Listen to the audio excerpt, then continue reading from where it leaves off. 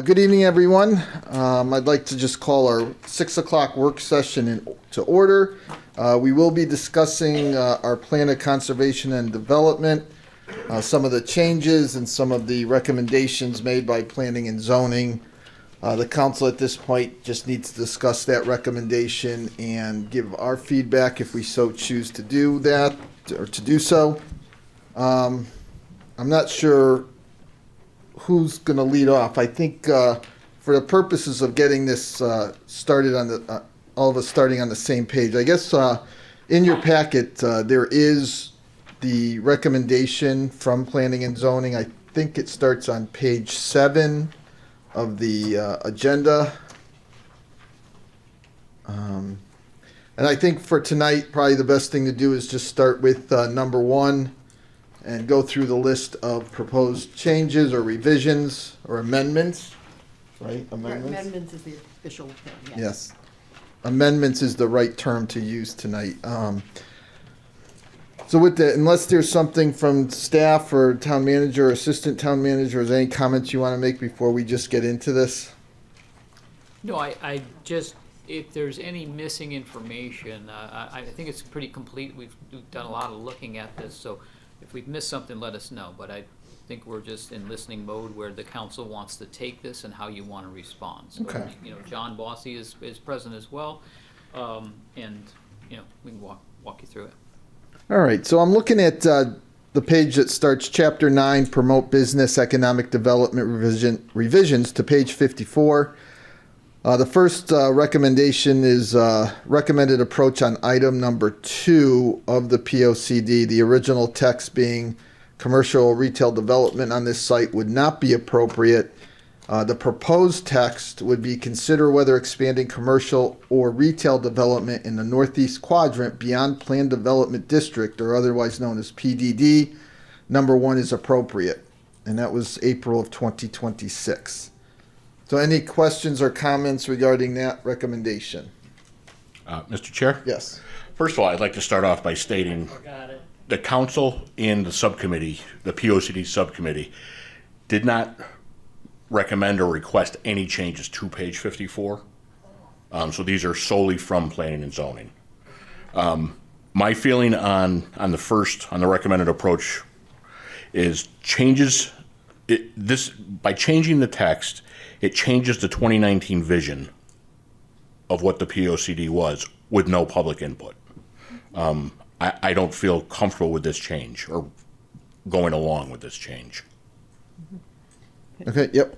Go ahead. Chair? Yes. I had some concerns about this too. PDD, when we did the amendments back in December of 24, we did make the property, an area eligible to become a PDD, which it has, and they've been working with planning and zoning. And it's really a considerable, development and project. And my concern is with that, getting underway, I'm really concerned about, looking into more development, especially commercial or retail in that area, until the project that is part of the PDD number 1, is either completed or near completion. Mm-hmm.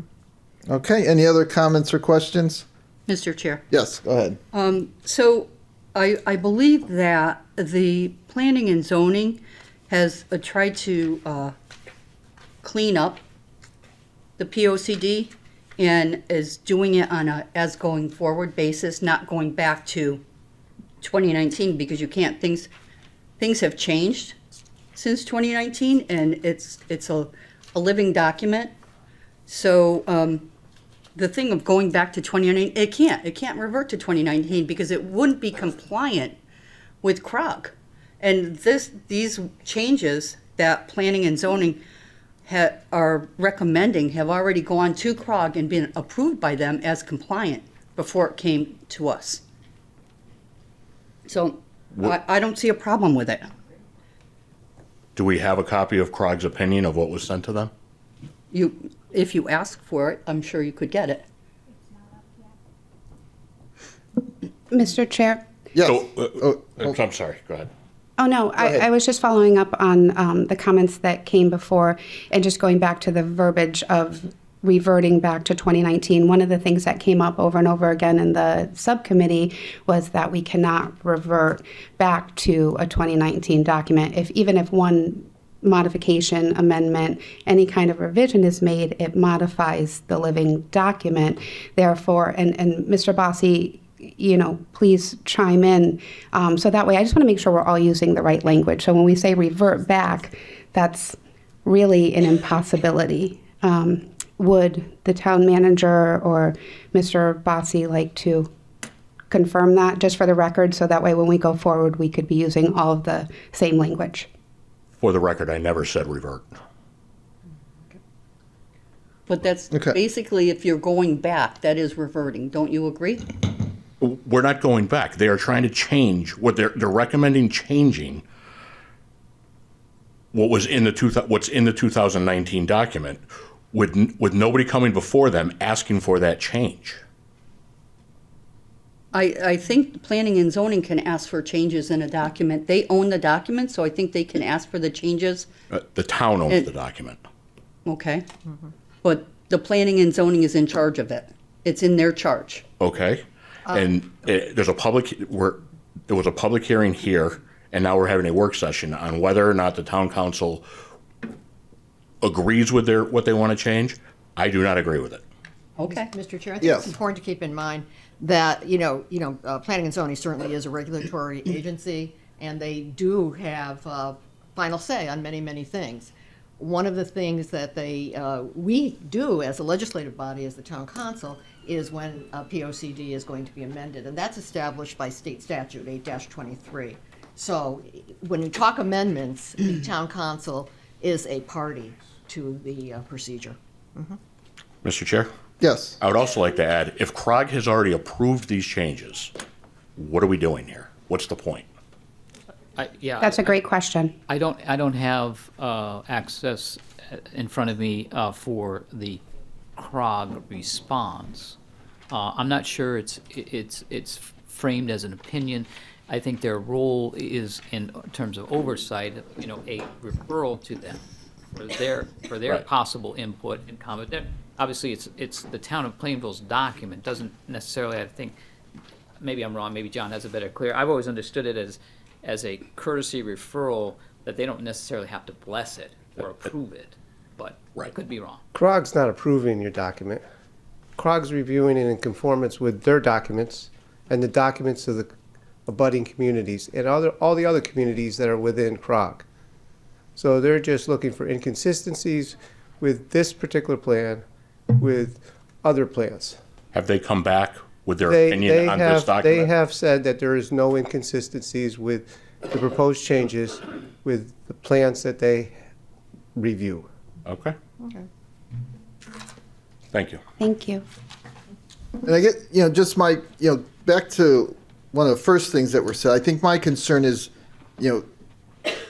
they can make these changes without any public input. I would think, where we are right now with this document that, we wouldn't be looking to do things, even if you don't have to, it doesn't mean you shouldn't, you should still have some kind of public input. I would think we'd want to embrace that, but Yeah, it has to Yes, have public input. they will. Actually, they will have to have a public hearing. Yep. okay. But it's, it's not the same kind of input that I think will be beginning about a year from now when we go into another planning phase for the next POCD, where we're planning on a more systematic, more comprehensive and holistic, I think, way. And that's another concern I have about some of these changes when we are so close to being to another cycle of planning and some changing some of the original intent. I kind of question the wisdom of it. Yeah. And that's just, you take it for what it's worth, but I think the fact that we are close to reviewing the POCD on a 10-year cycle, the fact that, this wasn't something the council recommended or asked for in their letter to P&Z back, I forgot when we sent the letter back in October, Yeah, or the resolution. or the resolution back in October. And I just, with the amount of eyes on this particular POCD and the issues that we're having, it sounds like P&Z will have to have a public hearing. So this isn't something that's necessarily been approved. No, in fact. It's just it is still in the proposed phase, and they do have a process they will have to go through before making anything final. Right, this went through their work session last time they met, so. Does anyone know why they proposed this? They're trying to clean up the wording. But based on what? Hear me? Hear me? Mr. Chair, Yes. can I ask a question? Yeah. So I'm reading this. Commercial or retail development of the site would not be appropriate. Would not be appropriate, but when we have the PDD, that is to review, we've only had the one thus far. Is that right? The one. For that area. For that area, for this particular area. I want to be clear, just for the folks paying attention, and for the record, Mr. Gederman, I didn't say that you said the word revert, but over these last few months, that has been something that's been said. So I just want to make sure that our language is consistent for the people watching, that's all. The proposed text, consider whether expanding commercial or retail development in the Northeast Quadrant beyond plan, the PDD, number 1, is appropriate. They're saying the same things in essence. So the first one would not be appropriate, but still a proposal can come before in the form of a PDD to be considered. And I'm genuinely asking it, it's the same thing with just clarified language to how I'm reading it. Okay, so I interpret this completely differently. The original text says, development of this site would not be appropriate. What I'm reading in B is that development is appropriate beyond any PDD. That they're outside of the PDD, this would be eligible for development, which I think is in contrast to what originally was in there. So that's where I'm coming from. Me too. And I might be reading it wrong, but to me it says that, obviously with the PDD, there's certain developmental opportunities, but this sounds like it's saying outside of any PDD, this would say that retail or commercial development is appropriate, which to me is, a 100-degree turn from what was originally there. I think it would have to be a new PDD. That's how I, Well, then I think they should say that. Right. And then maybe that's kind of part of our response to this. Mr. Chairman, if I Yes. could just make a comment on that. The sentence begins with consider. Right. And so the way I would read this is that previously they're saying no, and now they're saying, well, let's take another look at it. That's how I would look at it. I don't think they were saying to actually do that. Just from No, and I'm just worried about, it sounds like they're cracking that door open. And, once you crack the door, you're not shutting the door probably ever again. So that's my concern. So, Mr. Chair, the beyond is what you're focusing on. Can I ask a follow-up question to Mr. Bossy?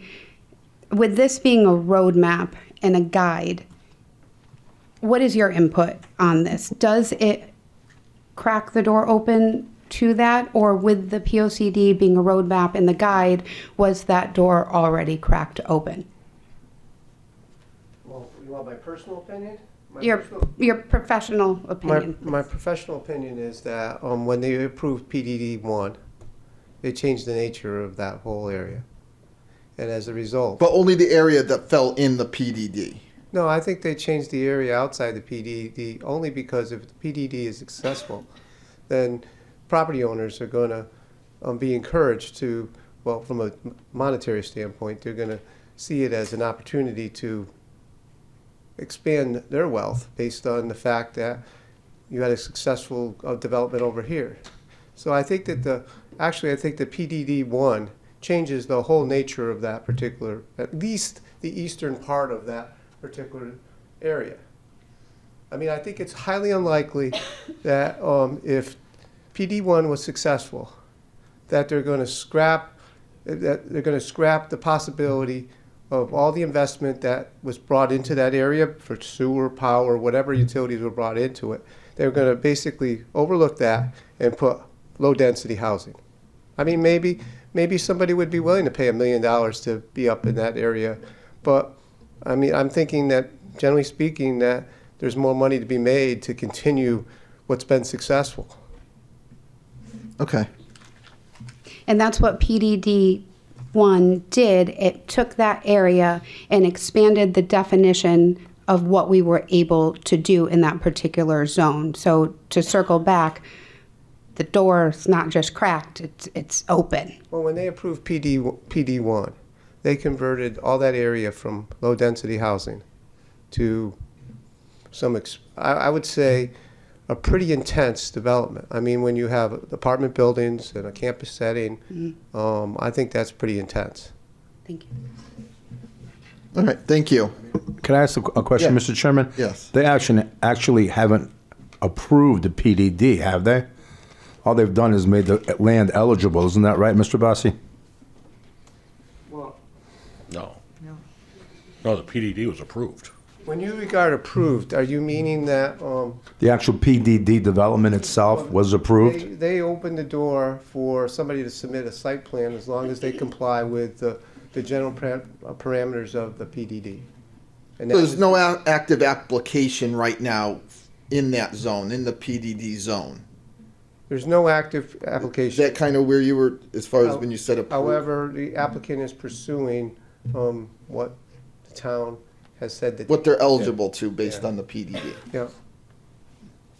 Mr. Chair, Yes. and just for the record as well, and no one, I want to be clear, no one said this up here this evening, this again, it's important what the citizen comments say to me. It's very important in the language that we use.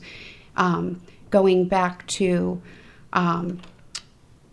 the intentions of this and being able to rewind. Sorry, I just lost my train of thought. What were we just talking about? Reverting back.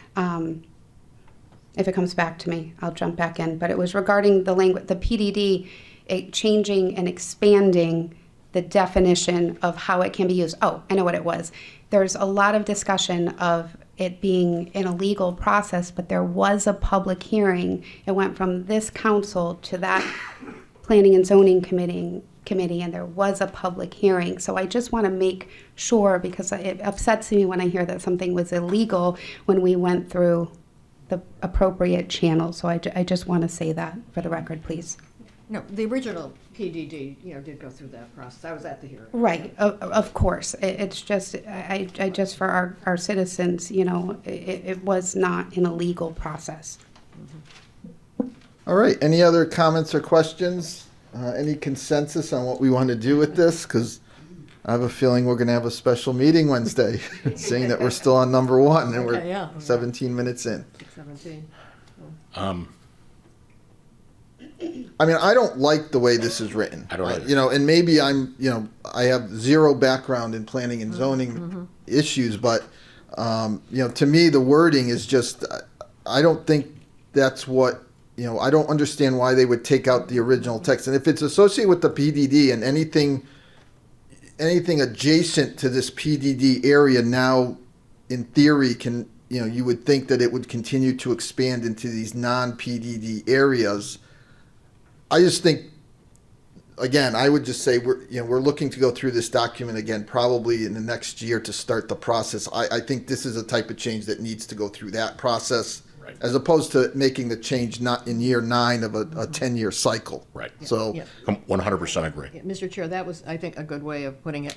Maybe even a middle ground, and I don't know, not suggesting this as the specific language. It's almost waiting until the current PDD, begins to become a reality, if it does. And, let us absorb that, too, before we start having further development up in that area, because it certainly will be a considerable project if it goes through, as designed. I'm even concerned that do we have enough staff to have all, large-scale, multiple projects going on, and that's a concern right now. That I think, may continue somewhat, hopefully, we'll get a planner and there will be people, but I think, there's a lot of, even staff time needed if you started having a lot of more development up there simultaneously. So I think maybe there is a middle ground of just waiting until we would consider further expansion. all right, any other thoughts, comments? I mean, I'm not sure exactly, do we get a consensus? I mean, it sounds like we're not going to get a unanimous vote or a recommendation on this item 1. Does anyone have any thoughts? Mr. Chair, can I ask Yes. a question? So let's just say we said what Rosemary just said. Yep. And we send that back to planning and zoning. They can still then, they just take our recommendations. Correct. Yeah, Okay. yeah, they don't- I'm just making sure I'm understanding they- what happens with as we go through these. We send back our suggestions, our reasons, and then they can take them or not take You them. can take them or not, Yeah. but they do, to do something different from what we recommend, they do need a 2/3 majority. 2/3 majority and a public hearing. And- Public hearing. Yeah. Always, It okay. has to be compliant with the region as well, though, Rosemary. It has to be True, compliant. it We might have can't to go to CROG shove again. something through that's not compliant. Well, who decides if it's compliant? Regionally CROG. CROG. Okay. So CROG can tell us that, I don't think so. I don't think what- so either. What they're saying I is don't that think there's, that's right. and ahead. if I follow the conversation, if you're sending it back to P and Z to say, hey, hold off on anything until we do the full-blown one, then what you currently have has already been seen by COG, Yeah. and they have said there's no inconsistencies. Right. So there wouldn't be any further action from the COG's right. perspective.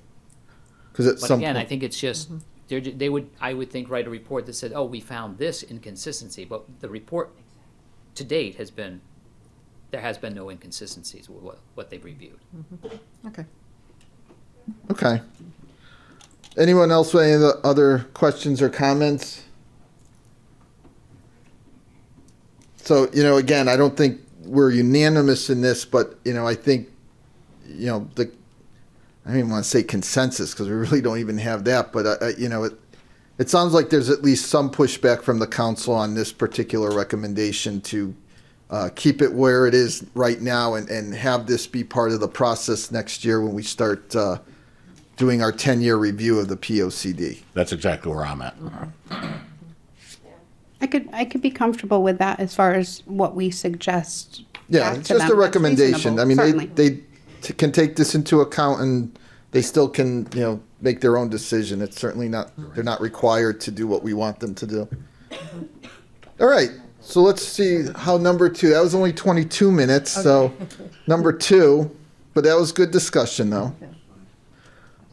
So number 2, recommended approach to item number 4. It says renumber to number 3. The original text was, as part of any development in this area, require construction of public roads which will result in a continuous loop through this area and maintain 2 means of access for emergency response. It says or emergency response, but I think it's meant to say for. The proposed text would be public roadways shall be incorporated into any development proposals that provide access to each facility along with consideration for emergency response. Any thoughts or comments? Mr. Chair, just Yes. a question for John Bossy. I did, watch the P and Z meetings, and I think John explained why this was changed and things that they've have come across since. Well, the reason why the text was modified is that there are some environmental constraints. There's some wetlands that dissect the property. It's unlikely that a wetlands commission or maybe even an agency higher than the local wetland agency would issue a permit for a crossing there. Okay. So looping both the environmental constraints separate this whole section into 2 pieces, east and west of where the wetlands are. And an interconnection would be probably it would be a challenging environmental permit, and that's the reason why they've chose to make some changes to this section. Right. Thank you, John. This one makes sense to me then, yeah. All right, everyone is okay? We're saying okay to recommendation number 2. Yes. Okay, that wasn't bad. Number 3, original text was consider reducing the quarry industrial zone to that area which has been quarried except as may be needed for implementing an appropriate closure plan. Can't tell this is a government document. The proposed text, at the end of the quarry's useful life, the quarry will be closed in accordance with the zoning regulations. Such closure activities may occur in stages as materials in specific areas are mined out or exhausted. So, I'm going to ask one question here. Plainville, we don't have any.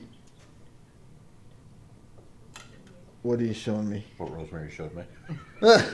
Go ahead. We don't currently have an ordinance or a resolution as far as how to close a quarry locally. Any local? Mr. Chair? Yes. All that we have is under E, page 55 of the ordinance. Any finished quarry face or bank where further operations are not contemplated shall be left at an angle not to exceed 45 degrees or in a series of stepped cliff faces, the total of which shall not exceed an angle of 45 degrees. I, any finished quarry face or bank shall be permanently fenced at the top so as to prevent accidents. And K, any completed bank not composed of ledge, rock, or stone shall be covered with at least 4 inches of topsoil and seeded with suitable cover crop.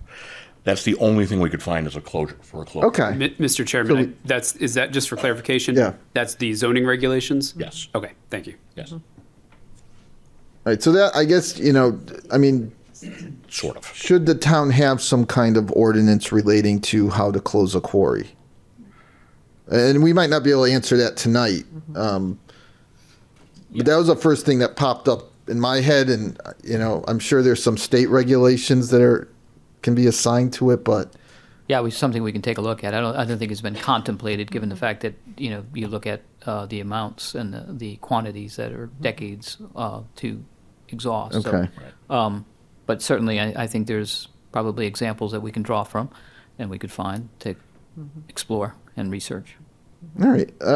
Questions, Mr. Chair? comments? Yeah. Yes. go Is ahead. it appropriate to change the text without the proper ordinances in place? Mr. Chair, Yes. the question that so the quarry's life, it is approximately 50 plus years, 55 more years. It says in accordance with zoning regulations, and we're talking about, even if we look at what closing a quarry is today, which I think we should be mindful of and be educated on, certainly. But at the end of the quarry's useful life, it will be closed in accordance with the zoning regulations. But what will those zoning regulations be in 50 years? Or what the rules are in 50 years. I don't even know how we would, with this being such a roadmap and a guide, I think we would really be in the weeds with this one. I'm comfortable with the language because it would be in accordance with the zoning regulations at the time of the closing of the quarry. Okay. Then a question I also have is what is the change? What is it adding that wasn't in the original text? I can't quite wrap my head around that. Mr. Chair? Yes. I do have to go back to that, but just I wanted to address the first statement that's crossed out. Yes, the original text. Yeah, considering reducing the quarry industrial zone. I struggled with this one. I've watched the planning and zoning meetings, and I understand the points that were made, that's very aspirational. I think one of the words was used. I think somebody said that would be a dream. And I understand that. It's, town can't just walk in tomorrow and close the quarry. But that was the original intent back in 2019, and it had to be based on something, some strong feelings. I think there's still at least a couple of people on P&Z who would have voted for the plan with that in it. We looked at it, at the plan, I certainly looked at it as a council, and that was the original intent. I understand the argument, that for not having it there, but I think it's important to be true to what the intent was in 2019, and to keep it there. I would rather see it stay there, but I think if we wanted to look at the proposed text as an added item, I think we could say at the time of the quarry's closure, the procedure will be done in accordance with the zoning regulations, which is, I think, what the council. I'm comfortable with that. That makes more sense to me. That makes sense. And I'd rather not say at the end of the quarry's useful life, things happen. I'm not predicting any specific event happening, but things do happen. And I don't think the town has to establish that it's the end of the quarry's useful life. I think we can just refer to it at the time of the quarry's closure. Because things happen. We don't know. Tilcon may change something. There could be a natural event that happens. And, I don't think we need to proclaim that it's at the end of its useful life. Yeah. Mr. Chair? Yes. I'm struggling with the one that was crossed out. I mean, I need some help. I get the first section. Consider reducing the quarry industrial zone to that area which has been quarried, except as may be needed for implementing an appropriate closure plan. I just think that it's not the best wording to begin with, Yep. So I think that, I agree. I don't like that. either of them. Yeah. Yeah. But I would strike the first one and just keep the second one. Strike the original text and Strike. I would For the first- restore the first one. I'm sorry. okay. Yeah, restore the one that is stricken out, and possibly add a second item there that refers to following the zoning regulations at the time of closure. So you would keep both. You would keep the original text and Yeah, then add like yeah. another. In a way, I'm not sure I see the need for the second one, because obviously if there's regulations, ordinances, laws in place for how you close it, then you follow it. Right. But, there's no harm in putting that in there, yeah. All right. Sure. What? Anybody? Any If consensus? I could just make a comment, Mr. Oh Chair. yes. Go ahead. I'm So the only thing that I would say is that the use of the phrase closure plan is more comprehensive than zoning would be. Usually you use closure plan with the state deep is involved. You have closure plans. So 50 years from now, when this closes, it may be a good thought to have the regulations and a closure plan both. That would be my suggestion from having read this myself. Okay. That's the only thing I wanted to make as a comment to you, to the council. Mr. Chair? Yes. Go ahead. Yeah, thank you, Morris. I didn't think that this original comment meant that they wanted to close the quarry soon, but I think some people do take it like that. They perceive that to be the intent, and I don't think that's the intent at all. I mean, all the land that is owned, it's all quarry zone. They're only going to zone quarry zone, property. But what I meant by closure plan was that typically what happens is if you have like a landfill, you have a closure plan, so that's what deep requires. Right. And so the point I wanted to make was by using the term closure plan, you'd have an additional requirement beyond the zoning regulations. Right. That was the point I wanted to bring to the council. I thought that was a good term to use. Yeah. I wasn't talking about the timing or anything else. In fact, But I think when people look at it, though, they think, it's now, and I don't think that's what the intent of it was at all. I didn't, Yeah, you weren't. wasn't there, addressing so that. That wasn't what I was trying to think- address. Okay, so The wording is a little ambiguous in the first one, and it's crossed out, and I think they're trying to clarify things in the second one. Yeah, my point was that I think the closure plan adds another requirement in addition to the regs, because it may be a state mandated one. so we should Okay. retain that term. I thought so, that would be a good thing to do. That would be my advice, but that's up to you. obviously. Retain the original text. Well, using the closure plan one way or the other, having that included beyond the zoning regs. So it would be in accordance with the zoning regulations and a closure plan, appropriate closure add it. plan. Yeah, Yeah, add. I would, I like that. Add the closure plan with the zoning regulations. Yep, I agree. okay. And I should have asked this first, but is someone from the staff writing this stuff down? Andy's got it. I am writing I stuff am- down. I imagine many people are writing things down now. Yeah. Yep. Making sense now. Okay. So consensus, we're looking to add a closure plan with the proposed text that relates to accordance with zoning regulations. Yeah, Yep. Also, And an anyone else appropriate. wanted to comment on taking out the retaining the text that's currently has the strike through? Mr. Chair? Yes. I think I need better understanding of what that second part of it to accept that. I don't think I'm understanding necessarily what that's after the accept. It's just a confusing sentence. and maybe I'm just not understanding it. Is Mr. Fossey, Yeah. do you see the need to have both of those items to add on from the first one that's stricken out in addition to the second one? I'm sorry to put you on the spot. I just want to make sure that I really get it. Yeah, we're on item 3, and we're talking about the closure plan, and then the proposed text talks strictly about zoning Well, I mean, regulations. Closure plan, I'm not certain whether there'll be an outside agency other than the town that will govern the closure of a quarry. Usually, the state of Connecticut or federal agencies get involved as a result of contamination or some kind of environmental issue. Now, maybe the federal government and the mining agency, they might have standards for closing mines. I mean, I don't know. I mean, the regulations would have to be. I would admit that in the current regulations, when a quarry ends, the function of how it's closed, it's pretty thin. There wasn't a lot of thought put into it. I mean, granted, the town has probably never really closed the quarry. I mean, the quarry on the south side of the road has been open for many, many years.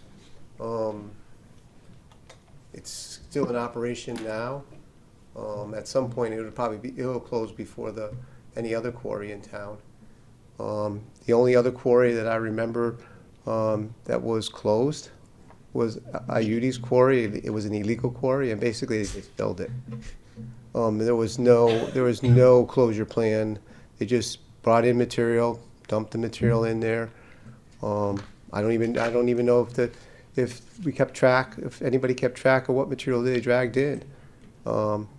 As I recall, a lot of the material that they brought in was people that had business with Ayudi would get a benefit if you do buy concrete from me. Well, I'll let you dump material over here, or I'll reduce the rate. So I don't even know if we have that's not even a good example. But do you see value in keeping that stricken out verbiage and then adding the second recommended to it for that Well, I item mean, number? All property owners have a responsibility to comply with the environmental laws, whether it's federal, state, or local. So, I mean, a closure plan related to the environmental issues would be a requirement of when the operations cease. The issue, the town's intent on theirs is mostly safety. It regards the slopes. It doesn't want anything greater than 45%, which is still pretty steep. It's trying to avoid, sheer faces, and it's requiring a fence around it. Basically, it's trying to keep people out, whether it's successful or not. Who knows? But it's trying to keep people out for their own safety, because they may wander into an area where they don't misjudge the dangers, and falling 10 feet could be catastrophic for a person. I mean, chances are it will be catastrophic. They'd be lucky to lucky to be breathing after they fall. Right. They're going to fall a distance onto a very hard surface. I mean, even though there's no basalt left to mine, there's still going to be rock there. I mean, there's a difference in hardness from an engineering standpoint, but I mean, your back isn't going to know the difference. Yeah. All right. Thank you. Thank you. So it sounds like adding that modification of and a closure plan would cover and encompass that first part. That's just how I'm looking at it. Yeah, I mean, from my perspective, it sounds like, if we add the closure plan to that proposed text, I mean. So, Mr. Chair? Yes. So the first sentence would say, at the end of the quarry's useful life, the quarry will be closed in accordance with zoning regulations and an appropriate closure plan? Yeah, it could be that simple, I think. Yeah, in accordance with the closure plan and zoning regulations. Yeah. Yeah, Okay. okay, yeah. I do prefer that we say at the time of the quarry's closing Yes, versus Instead of. stating that it's the end of their useful life. yes, think I things- agree, I agree. agree, Things Rosemary. can happen, you know, yeah. Mhm. Fair enough. So the proposed, town assistant town manager, I don't know if you're the one actually taking, but it sounds like It sounds like I am. Taking It it- sounds like I am. Instead But of- I am taking note of the two things that were mentioned. So, So, you know, time at- of the quarry's closing, correct for the And- first few words and then adding, in accordance with the closure plan yep, and, and the zoning reg. regulations. Okay. Appropriate closure plan. That's important, yeah, yeah. All right. Okay, Okay, that's 3. Hey, okay. No, this is illustration, number 4. Original illustration was deleted December 2024 version. The proposed illustration incorporated April 2026 version. Revised illustration modified the possible access roadway locations. Just a correction. So can we just, Yeah. I just want to make sure we all have the correct map. Yeah, Mr. Chair? Yes. Actually, a correction there. For page 54,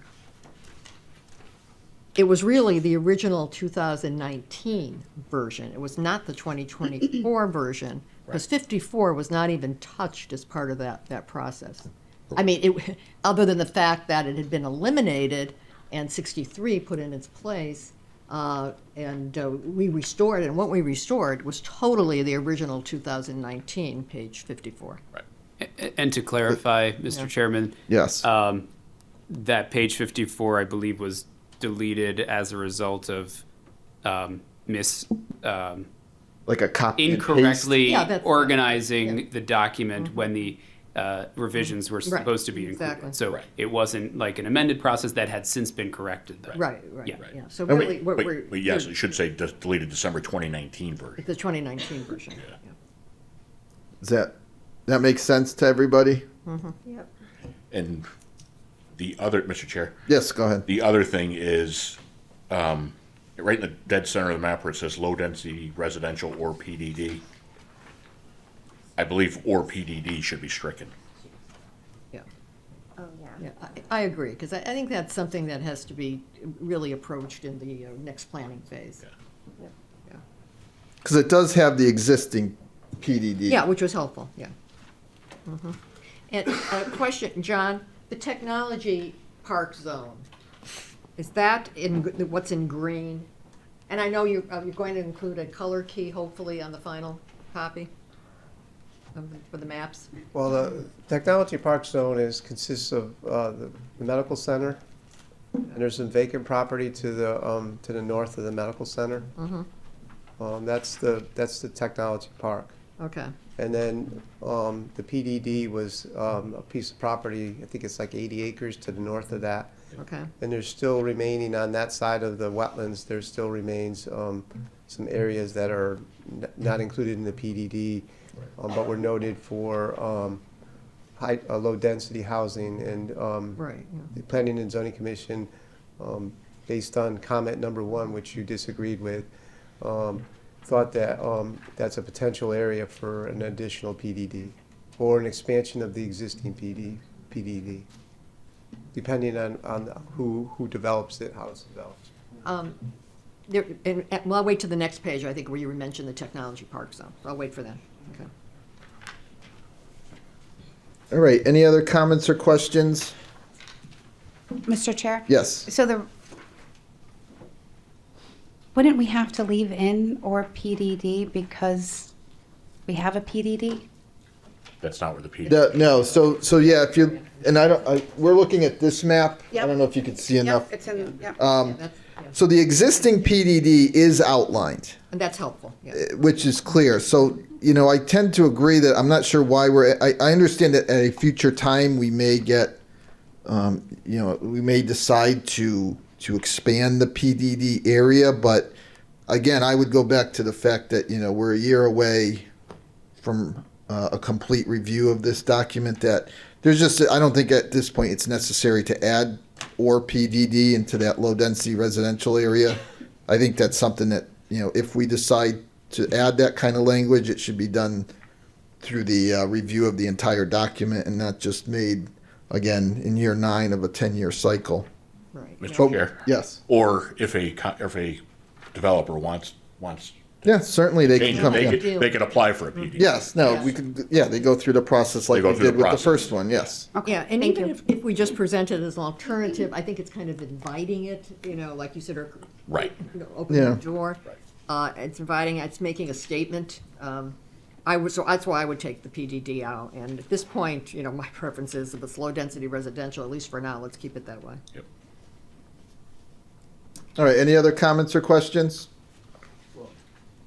Yes. Just, I noticed that on the recommended approach, on 54, the number 5 would have to also be amended, consistent with the amendments you want to make on the, that you've made. It probably goes back there. Yeah, and you're talking about the next recommendation, number 5, correct? Yeah, recommended Yeah. approach here, it says 5, ended up The additional quarry's page. useful life, the quarry, Yeah. that'll have to be changed. Yeah. Yeah.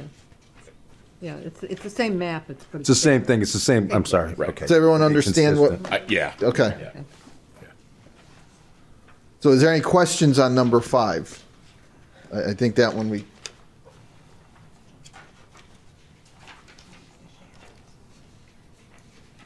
All right, so let's see, the next thing we got maps. So we're gonna move now, Oh, I see, yeah. if you're on your Okay. iPad, we're on page, looks like page 11, which is Chapter 10, Guide Housing Residential Development. And these are revisions to page 63. Number Sorry. 1, Mr. Chair, Yes. could just, the clerk and I were just looking at number 5, yep. adding page 54A. adding- Did you just go over that? Did we miss that Did one? not do that. What's that? So the proposed change, number 5 is proposing to add 54A. 54A, which Right. would be this And we map. covered that? Did we cover that? Well, I think we covered it in the sense And that, just taking yes, out the, add the map, Yeah. but our recommendation is to not put the or PDD in that low residential. Just wanna make sure we got Low-density it. residential. Does that make sense? No, we just wanted to make sure we got it. Thank No, you. please, because Yeah. listen, this, we knew this was going to take a while, and that's why we're doing this. And I think it's good to have that larger version of the city map. And Okay. I would love to make a suggestion too, that they do a color key. Yeah. For the Yeah. maps. Yep. And I know by watching the meetings, John mentioned a couple of times too, that the quality of the printing is going to be much better. Yeah, you're trying. All right. All right, so page 11, the first recommendation on chapter 10, the original text that they're looking to strike is encourage or require the submission of a closure plan for the quarry operation. The proposed revised text would say, at the end of the quarry's useful life, the quarry will be closed in accordance with the zoning regulations. Such closure activities may occur in stages as materials in specific areas are mined out or exhausted. Mr. Chair? Yes. My recommendation would be use the same Yep. as we're going to put on page 54, what we recommended for page 54. So at the close of the quarry, Yep. the quarry will be closed in accordance with The time of closing, yeah. the appropriate closure plan and the zoning regulations. Does that make sense to everyone? That's Yeah. consistent. And Okay. I'll tell you, I would not strike out that first part. I would add the second part that Right. we just talked about, but I would not strike out the first part. Once again, it may be aspirational, but I think it was the original intent back in 2019 and should be retained Completely agree. until we have a more systematic, comprehensive look at the plans for the town. All right, so the recommendation we're looking at, of keeping the original text but adding the proposed text with those 2 changes to say at the closure of the quarry and to add appropriate closure plan with the zoning regulations. Any questions or comments? Mr. Chair? Yes. I just have the same comment I had when we initially talked about this. I think, someone brought up staff and, the best use of their time. It's difficult to come up with a closure plan for something that is decades in the future. That's just my 2 cents. Okay. All right, any other comments or questions? All right, well, item number 2, recommended approach 2024, item number 1, the original text would have been or was quarry reopened by owners, truncating proposed open space, low density residential. Mr. Chair? Yes. This was one of our recommendations from the council and from the subcommittee. And yes, I 1,000% agree with this. Yeah, no, absolutely. It was, and I wish we had picked up on it more when we looked at it and when P and Z looked at it. It was just an unnecessary commentary, had nothing to do with the amendments we were approving. All right. Anyone else with any questions? Otherwise, I'm hearing we're okay with that recommendation. Yes. All right, Assistant Town Manager, you could write okay. That's an easy one. Look at that. So number 3, recommended approach 2019, item number 3, Oh, that's easy. Too. original text. Do I even need to read it, or do you want to? No, it's No. the same as page 54. John Yep. gave us the explanation, so. Okay. So number 3 is okay. We're fine with that recommendation. On item 4, recommended approach 2024. On item number 2, the original text said PDD approach recommended for remaining technology park zone and adjacent residential land to the north. The proposed revised text would say PDD approach may be considered for remaining technology park zone and adjacent residential and throughout the northwest quadrant. Yeah, and they're aware that it has to be, P and Z is aware it has to change to northeast. Yeah. I think they probably meant northeast. Yeah, they did, and they Yeah, mentioned that. they did mention that, yes. Yeah, during their meeting. So that the only change there then being, well, so far, the say northeast quadrant. Any questions or Yeah, comments? I think the residential land should be, should not be included there. And John, how much, you just alluded to it when I said I would, wait to ask you, how much property is left in the technology zone? Is it a small amount? What's left in the technology park zone is enough to build a 100,000 square foot office building. It's supposed to be a medical building. Yes. So they're supposedly just going to share parking with the medical center. So that it's not a full development of 100,000 square feet, but it's roughly 100,000 square feet. So would there even be for the technology park zone, putting aside the residential, for the technology park zone, would there even be a need for an amendment if there was, somebody did want to do that as a PDD? Isn't that under the two? Well, the only reason why somebody would want a PDD is if they chose to want to put residential, high-density residential there. I mean, the PDD and the technology park, the requirements are pretty similar, with the exception that in technology park, with the exception of a hotel, you're not allowed to have residential. So, I mean, the Tomaso proposal has a facet of residential development. I believe it's quite a number of units. I think it's in the range of over 200, I believe, of units, various types, but they're all rentals. In a technology park, that wouldn't be allowed. Okay.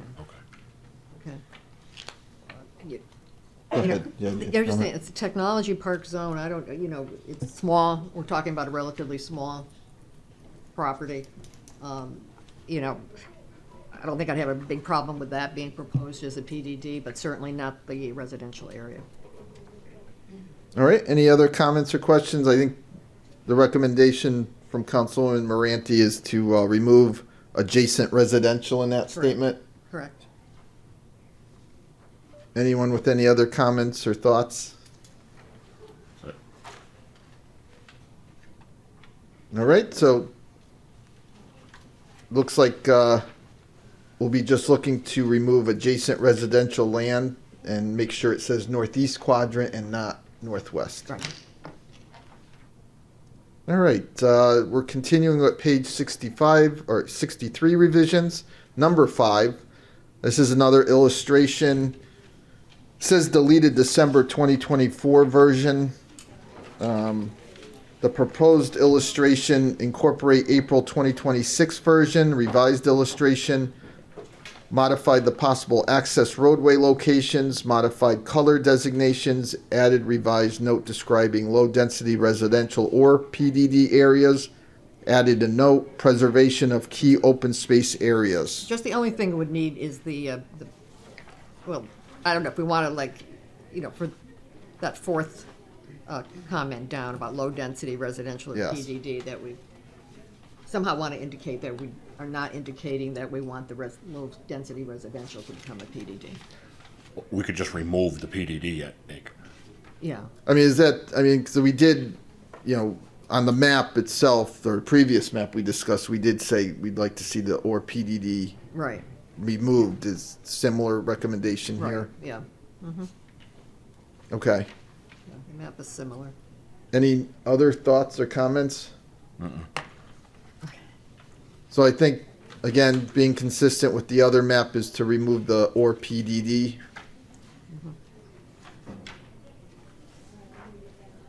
All right, and on page 6, not page 6, item 6, added, again, we're adding a page 63A, Yeah, just the bigger, Yeah. which is the bigger, same map. same map, it's just bigger. And again, I imagine the or PDD and the low density residential or PDD, remove that, or that would be the only thing to be consistent with what we've recommended so far. Now, at this point, we have a few minutes before 7. I don't know if now we're going to move on to revisions to page 65 next. I don't know if now's a good time we'll discuss revisions to page 65 during the meeting, I think so. maybe under the town manager's report to finish up. We do have several presentations, or a couple presentations. We do have a pretty busy early part to the agenda. So if everyone's all right, you could have a few minutes to get ready for the 7 o'clock meeting. All right, good evening, everyone. I'd like to call the June 15th, 2026 regular council meeting to order. If everyone could please stand, and I'm going to ask Councilwoman Moranti to lead us in the Pledge of Allegiance. If you could just remain standing after we're done, please. Pledge allegiance to the flag of the United States of America and to the republic for which it stands, one nation, under God, indivisible, with liberty and justice for all. If you can remain standing, thank you. Just, since we met last, the town's lost a couple people that are, pretty important. The first, Howard Swanson. Mr. Swanson was fire chief for 10 years. He was very instrumental in the new firehouse, which, believe it or not, is now 38 years old. He unfortunately passed away at a very healthy age of 94 last week. We also, unfortunately, our current fire chief, Mr. Machini, lost his mother, I believe, over the weekend. So I would just like to take a moments of silence for both of those people, the families and friends, just so we can acknowledge their passing.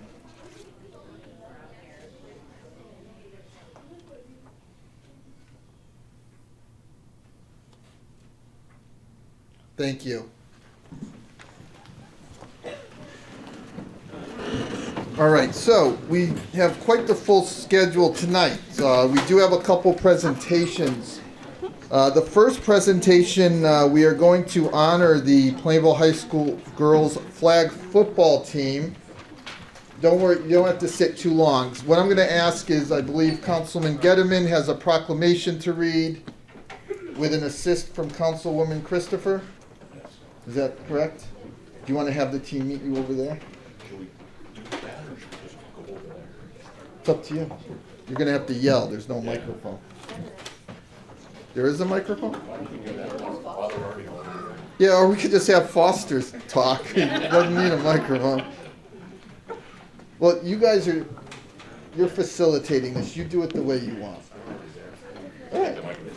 And I believe also we have a proclamation or a citation from the state, if you want to join them as well. Thank you. Our state representative Martinez and our state senator Martin are both here tonight.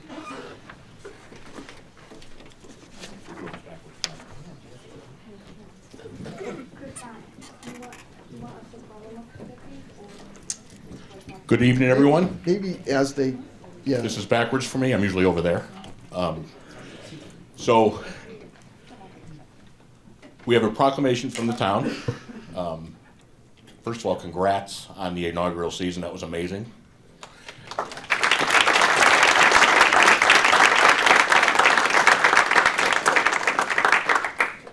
So, Plainville High School girls flag football. Whereas a passionate group of students at Plainville High School petitioned to establish a girls flag football team, bringing a new and empowering athletic opportunity to the student body. And whereas the team triumphantly began its historic rookie season in the spring of 2026, demonstrating extraordinary athleticism, commitment, and teamwork. And whereas the Plainville girls achieved a remarkable season, proving their grit, strategy, and dominance on the gridiron. And whereas the team earned their spot in the highly anticipated CIAC Class M State Championship, facing off against the East Windsor squad on May 31st, 2026. And whereas on that unforgettable day at Windsor High School, the Plainville Blue Devils delivered a commanding shutout performance, securing the CIAC Class M State Championship with a decisive 25-0 victory. Now, therefore, we proudly celebrate with the grit, historic milestone, and championship season of the Plainville High School girls flag football team. We commend the student athletes, Aliana Mendez, Olivia Lagasse, Bella Colon, Isis Vasquez, Jaylise Ruff, Solil Vasquez, Jaylene Torres, Ashley Krasnowski, Skylar Miller, Alana Onisto, Madison Glasper, Addison Valentine, Amani Mador, Megan Brochu, and Coach Michael Dean, and Assistant Coach Grace Domino, and the entire Plainville Community Schools for their incredible achievement and for proudly representing Plainville on the state stage. Dated at Plainville, Connecticut, this 15th day of June 2026. Plainville Town Council, Christopher Wazorko, Chairman, Rosemary Moranti, Vice Chairwoman, Rachel Buchanan, Quinn Christopher, Benjamin Getteman, Daniel Hurley, Deborah Tompkins. Congrats. And on a personal note, I was Grace's coach a long, long time ago. She perfected the eye roll. She still do that? Yeah. So congratulate. Now I'm going to ask the team, and if the coaches want, if you want to make a line kind of in front here, facing the camera, I'm sure parents and friends would like to get some pictures. And we also have, we do have a citation from the state that I think we would like to read. Do you want me to call them up to give them their individual citations? You can do that. Why don't we do that? Let her read the citation. She has individual citations for everybody. And she'll call you up. And when you get called up, I would stay there because we need to get pictures and we need to get you on camera. Absolutely. Also, there's copies of this proclamation on the desk. As you walk by, grab one. Sorry, Martin. Do you want to read the proclamation and I'll call the names? Sure. There you go. It's a proclamation, just in bigger font for us. And did he get all the names right? As far no, he all right, because it's probably going to happen again. But we apologize. We can clarify it after. So first, congratulations. I read that during the playoffs, it was like 87-0, 0 points scored against you. That's quite the defensive team that you have there, coaches. Well done. Just to say, when we have championship teams come from our towns, usually we invite them to come up to the Capitol. So we're out of session, so we weren't able to do that. But you're in good company. We've had the Yukon men's and women's basketball team come up to the Capitol, as well as I know for the 31st District, I've had Thomaston girls basketball team twice come up. Most recently, the girls basketball team from Bristol Central. We've had the boys basketball team as well. Now I get to brag that I got a girls flag football team that competed for the very first time and won a state championship. That's just remarkable and outstanding. So congratulations. So what these citations say are the Plainville High School girls flag football team, in recognition of winning the first ever CIAC Class M girls flag football state championship with a convincing 25-0 win over East Windsor. Winning this inaugural championship is a testament to all the hard work, determination, outstanding character, and teamwork that you displayed. You should be tremendously proud of this achievement, and it is a sense of pride that is shared by your family, your friends, school, and your community. We hope that your experience of becoming champions will form a lifetime of great memories and lasting friendships. Congratulations.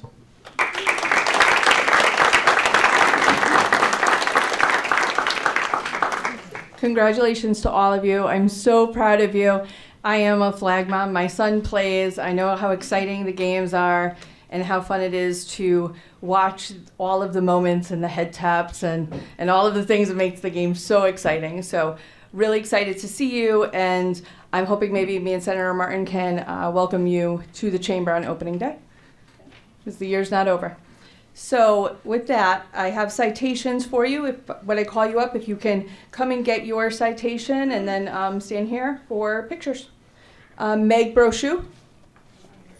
Not here. Okay. Ashley Chizerdanowski. Sorry, I'm going to butcher that one.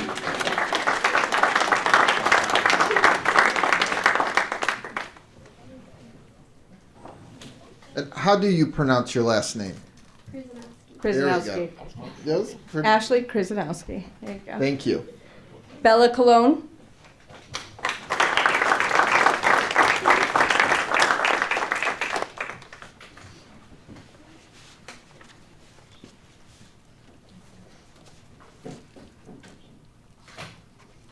Congratulations. Maddie Glasper.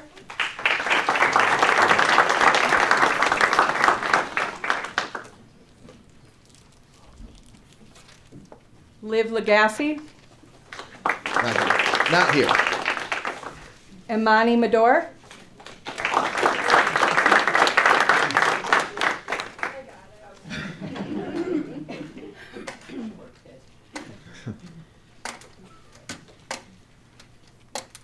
During the game?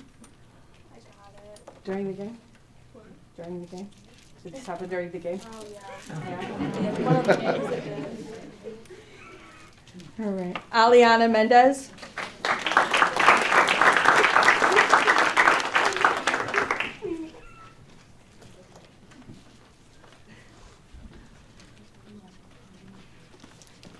Congrats. Skylar Miller.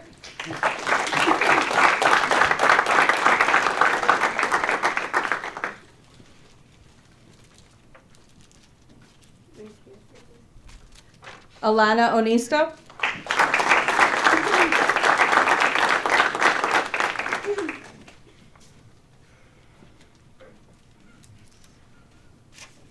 Jaylise Ruff.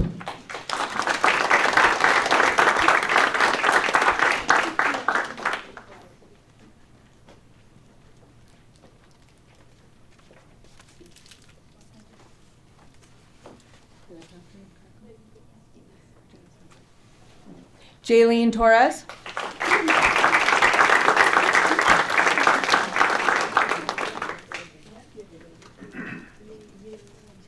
Congratulations. Addie Valentine.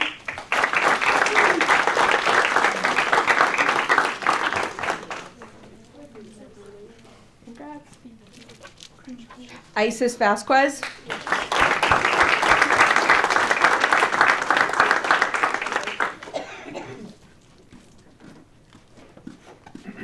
Congratulations. Soleil Vasquez.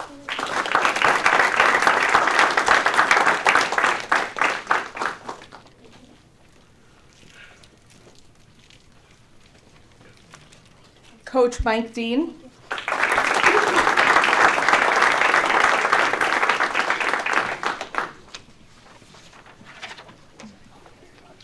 I also have, we have a citation as well for Plainville High School because you guys are the first class, so I want them to have that for themselves. And also Assistant Coach Grace Domino.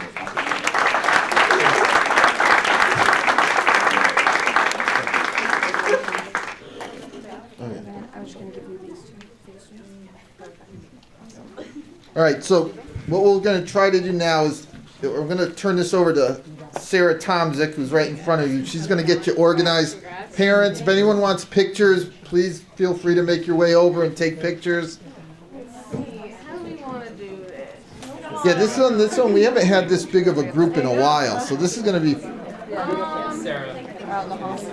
Yeah. you could do it, you want to have them stand? If the chairman's, they need a vote of the council.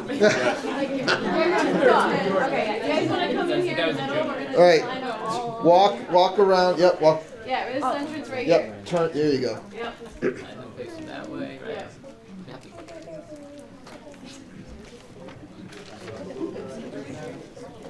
While you're getting organized, whose idea was it to start the flag football? How did this come about? Oh, really? Well, congratulations. It was a great idea. How many of you are seniors? None? Oh. Well, we'll pencil you in next year at this time, right? A lot of pressure, coach. You might want to do two, like maybe 2 rows. Yeah, if you want Back to up a do little 2 bit. 2 rows. I'm going to talk.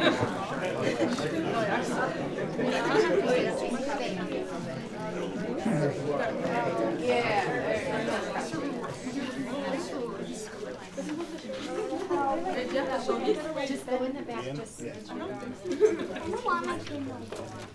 tell the councilman to stand up. So they could, so they're in it. Councilman, you want to be in the photo? Does the council want to be in the photo? It's up to you guys. Okay.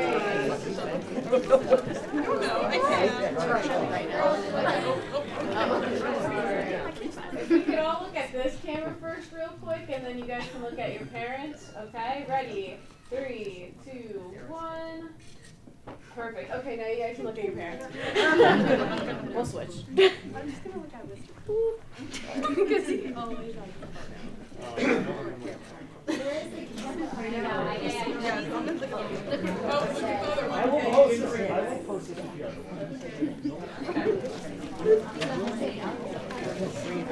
All right, thank you very much. Congratulations.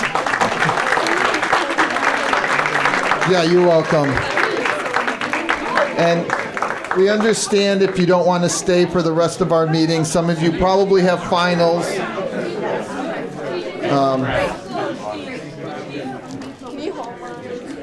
So again, congratulations to everybody. We look forward to seeing you again next year. Good luck with finals, everyone. And we'll just take a couple minutes before we restart or get on to the next presentation, which will be with our senior center.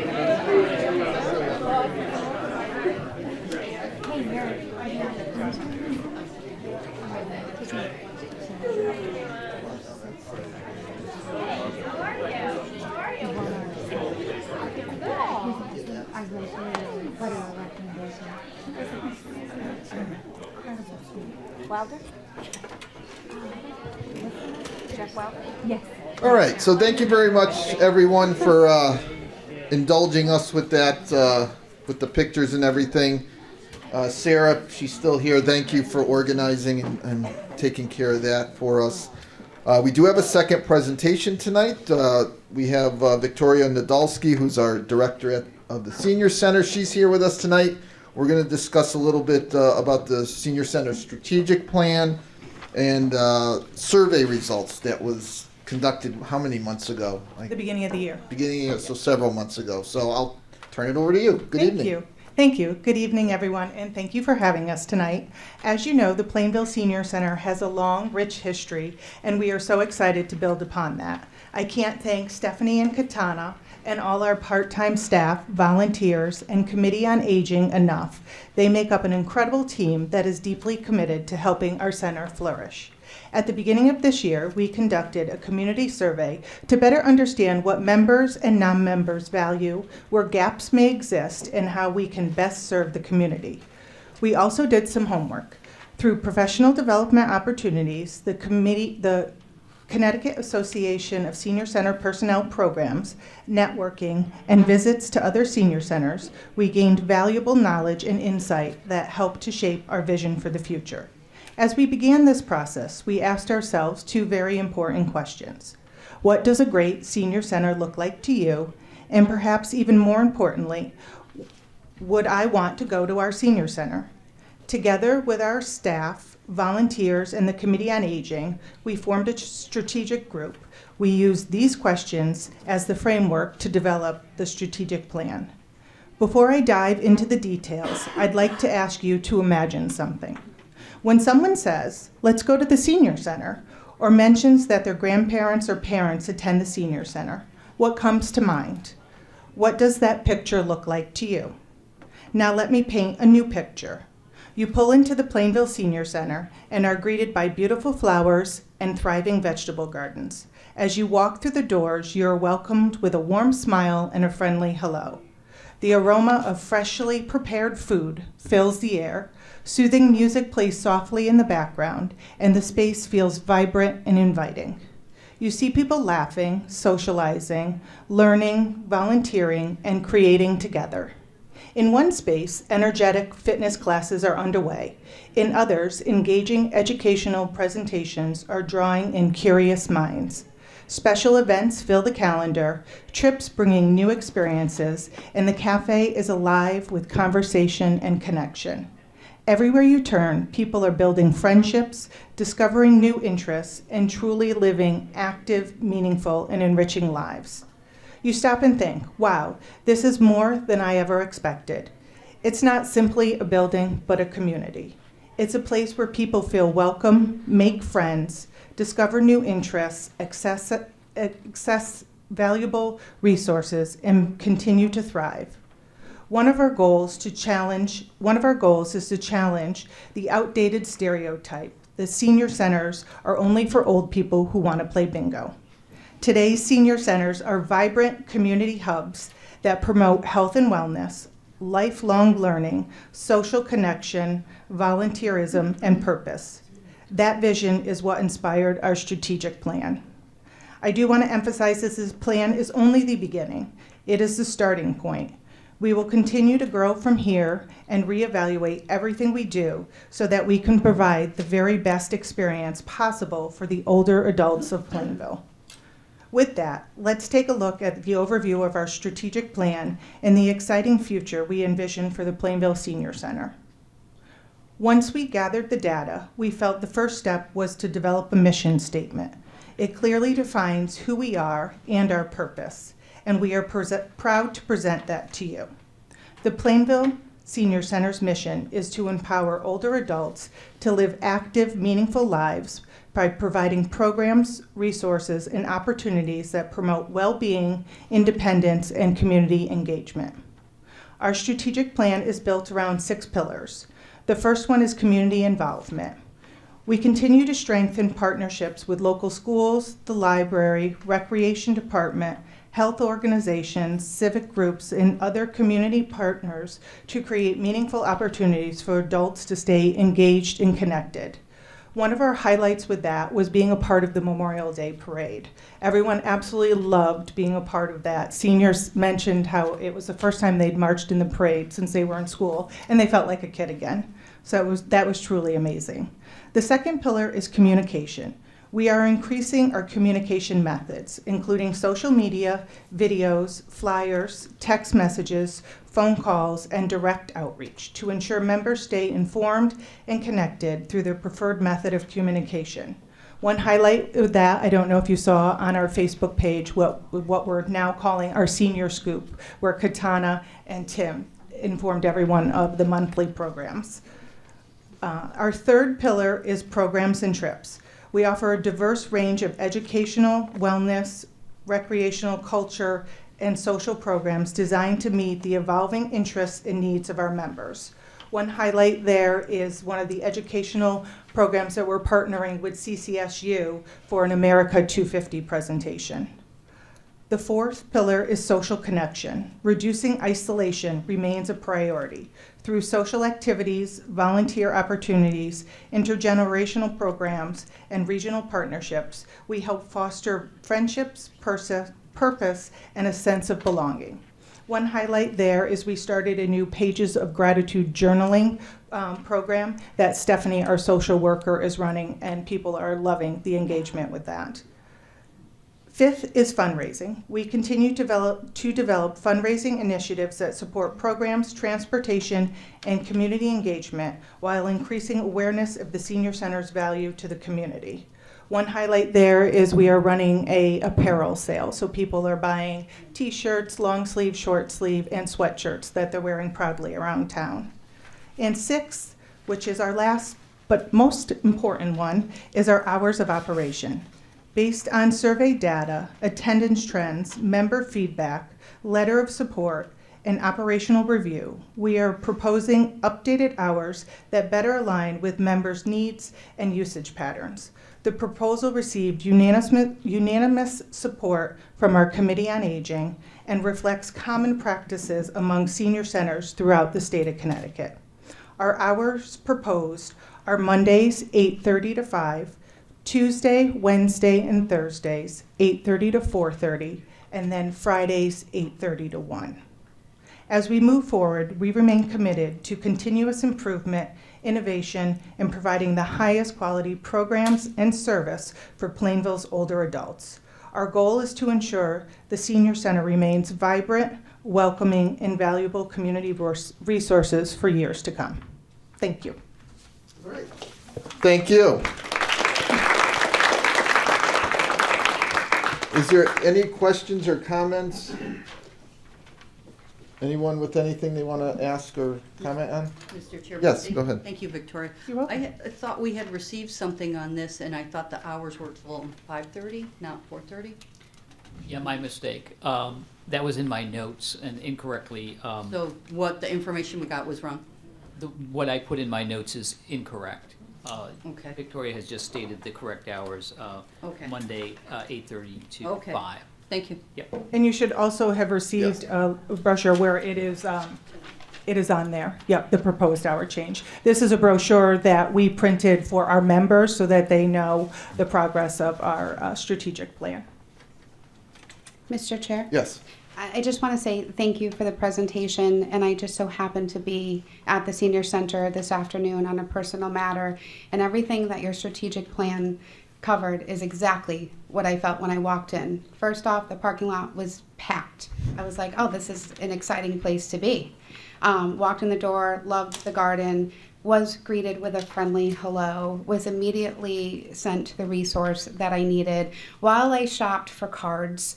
And people came out and welcomed me, and I had organic, wonderful conversations. And I was there for a difficult reason to get information regarding one of my parents. So a difficult walk-in became a positive experience. There was a class going on, a physical class going on in one of the rooms.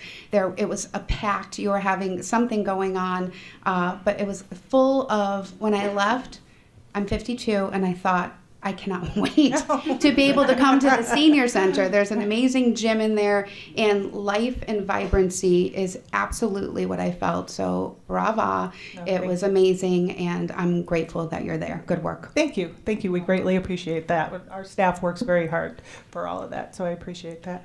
All right. Thank you. Anyone else? Mr. Chair? Yes. I would just like to say how much I appreciate you being in the Memorial Day Parade.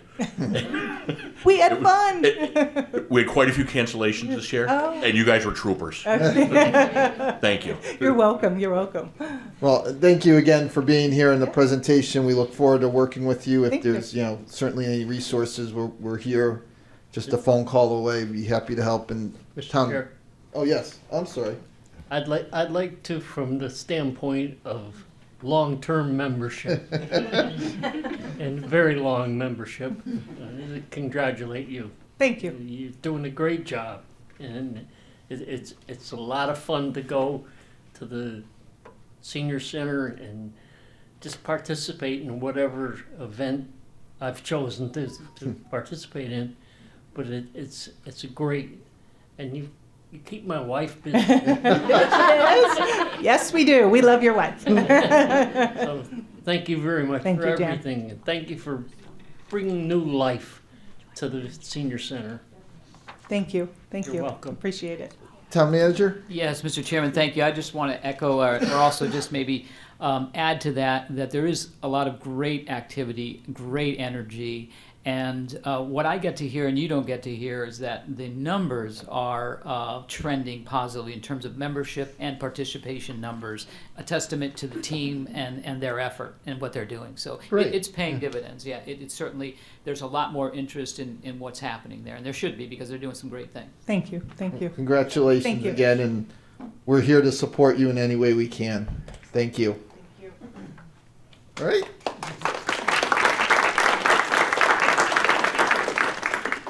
So that completes our presentations. We do have 2 public hearings this evening. I will ask the town clerk to read the call of the public hearing, please. Thank you. Notice is hereby given that the Plainville Town Council will hold public hearings at 7 p.m. on Monday, June 15th, 2026, in Municipal Center to consider 1. Proposed ordinance entitled Ordinance Establishing Fourth Quarter Transfers for the Fiscal Year Ending June 30th, 2026, and 2. An additional appropriation of $596,000 from unassigned fund balance. Copies of said proposed ordinance are available for public inspection in the office of the town clerk, dated at Plainville, Connecticut, this 11th day of June 2026. All right, thank you. So we talked a little bit about this at our last meeting. Is there any other information? This is a standard public hearing we do have at the end of the fiscal year to balance out line items and make any additional appropriations that need to be done. Is there anything you want to say before I open it up to the public hearing, you or Finance Director? Mr. Chairman, I will defer to the Finance Director, but I will say that what's in your packet is also there next to the podium if anyone's interested and Okay. did not see the handouts. A list of what we're actually, what Exactly. changes we're looking to The make, details listed in those. or adjustments we're looking to make. Okay. All right, what I'll do then is if there's anyone who wishes to speak to the public hearing, please step forward to the podium, give your name and address. You'll have 3 minutes to make your comments. The first ring means you have about 30 seconds left. The second ring means time has run out. Is there anyone that wishes to address the public hearing this evening?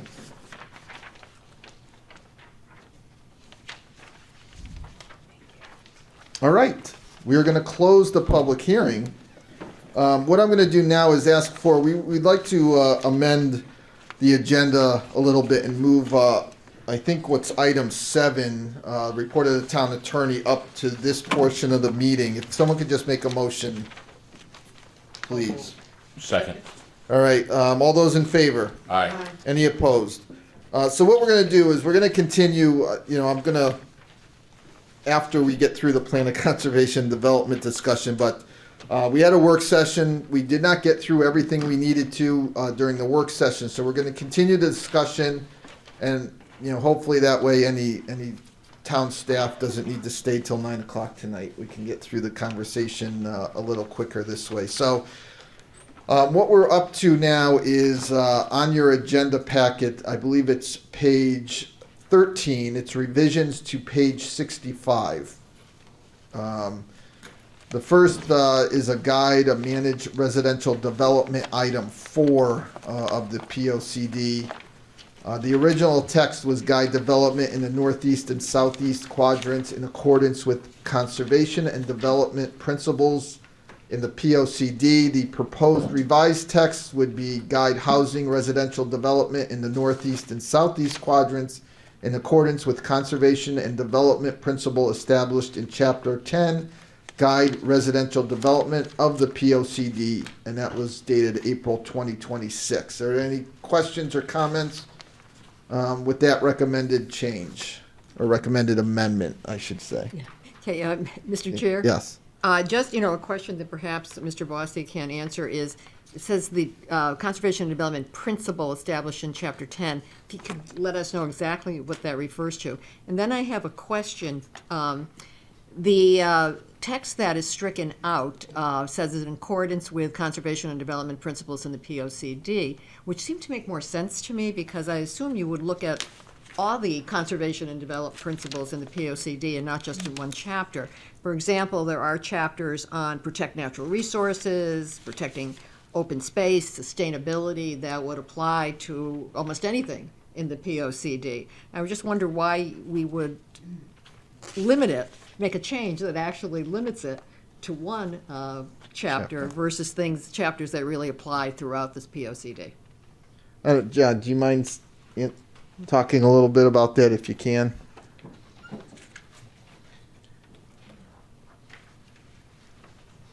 Did you understand the question? Yes. Okay. The answer to the question is that. Just hit the button. Yeah, thank you. The answer to that question is that the page 65 is part of chapter 10. Yes, I know that. And the other chapters, they would be incorporated, but it's specific to, put it this way. The plan of conservation development is a holistic type of document. The referral just to chapter 10 was related to just specifics of housing. Housing has other components if you were to choose developments, but some of the goals of housing are specific to, housing as in where it's supposed to go, that kind of stuff. And you would encompass the other sections of the document as part of the big picture. And from a housing standpoint, you're just talking about the housing issue. So this issue is specific to housing. What I'm getting at is that the document as a whole is something you would refer to as a whole. But if you're talking specifically about housing in the sense of housing, you'd only be referring to this particular section. I know that in any decision you encompass decisions outside of the core, but this is what the Planning and Zoning Commission thought was appropriate for this recommendation. So as it relates to housing or residential development, it is chapter 10 is where that's housed. And that's why they were specific in mentioning chapter 10 and not necessarily just anything in the document. I mean, your comment about anything in the whole document is relevant in the sense that if any decision made related to housing would encompass the whole document, Right, yeah. not just this one chapter. But if you're making specific density requirements and those kinds of things, the main emphasis should be on this chapter. Okay. And by principle, do you mean the recommended approaches? Well, I mean, there are goals and objectives the whole- and all that kind of commingled in there. I mean, principles is kind of a catch-all for Like a generic, everything. yeah. I mean, you could use other words. I mean, goals and objectives would be just as good as principles. Okay, and so it should be a plural, because it just says principal, it probably should be a plural there. Okay. Thank you, John. All right. Any other comments or questions? Mr. Chair? Yes. I like the language because it gives someone, as far as established in chapter 10, it's not limiting to chapter 10. It's just giving a point of reference as to where the information is coming from. I think it just helps drill down. Okay. Anyone else with a question or comment? What's anyone have a recommendation? Accept it as is? Is there any changes you'd like to see? I wonder if we could just, can combine the two and just make it one, where we say the principles established in chapter 10 and other relevant principles in the POCD. Yeah, I agree. So just when it says with conservation and development principles established in chapter 10 and also And other relevant principles found in relevant parts of the POCD. John, would you be okay with that? Not that it's your decision, I John. know. We're not holding you. I know we're being recorded. Yeah, I'm really, asking whether you'd be comfortable bringing that back to P&Z, yeah. I mean, your comments are relevant. I mean, you can't make a decision in a closet. I Right, mean, exactly. you encompass everything when you make a decision. At least I hope they encompass everything, or at least they're giving advice to encompass everything. But yeah, I don't see that they would necessarily have a problem with what you're Right. suggesting. Okay, thank you, Right, Joe. thank you. Sorry to put you on the spot on that, yeah, but I just thought that would be a way we could resolve that. All right, any comments or questions related to that suggestion? Mr. Just that Chair, one, I- yes. I wish I didn't. I just feel that it's just redundant if we keep them both, unless I'm missing the necessity to have both. Well, I think, and from my perspective, the proposed text references Chapter 10 and only Chapter 10.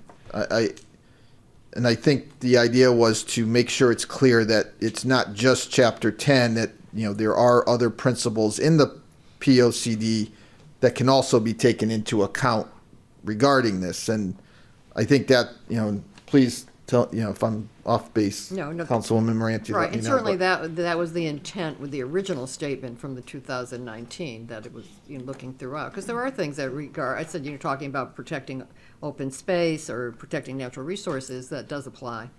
And I just think we can resolve it by, including it in one statement. Mr. Chair? Yes. Yeah, if there is any redundancy, then I would propose getting rid of the revised text. That's actually the redundant part of it. But I'm good with it combining the two statements. Okay. You would use both. All right, anyone else with a comment or a question? I would like to, I would like to make sure that it's clear that it's not just Chapter 10 necessarily, that you can, principles in Chapter 10 that you can use as guidance, that there is an ability, to use the entire document. So I don't really have a problem with a recommendation saying just add the, generic POCD principles in general if needed. Yes. Hit your mic first. It's coming out. The statement is Chapter 10 Guide Residential Development of the POCD. I don't see the need for the extra. Okay. I really don't. Okay. All right, so we seem pretty split on this one. Mr. Chair? Yes. Dan, you don't see the need for the change, or The change.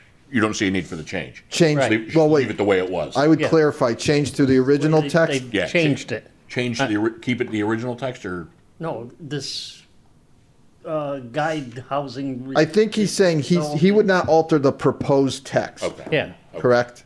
yes, there we go. Okay. All right. Anyone else? I mean, I'm looking for a consensus. We seem to be kind of split. And I know it can't be 50-50, but If it's redundant, I'm fine with it being redundant. I think both statements need to be there. And I agree, obviously. It would, Mr. Chair? yes. It would just need to be rewritten and streamlined, because it would read guide development in the northeast and southeast quadrants in accordance with the conservation development principles of the POCD, guide housing residential development in the northeast and southeast quadrants in accordance with, it's redundant.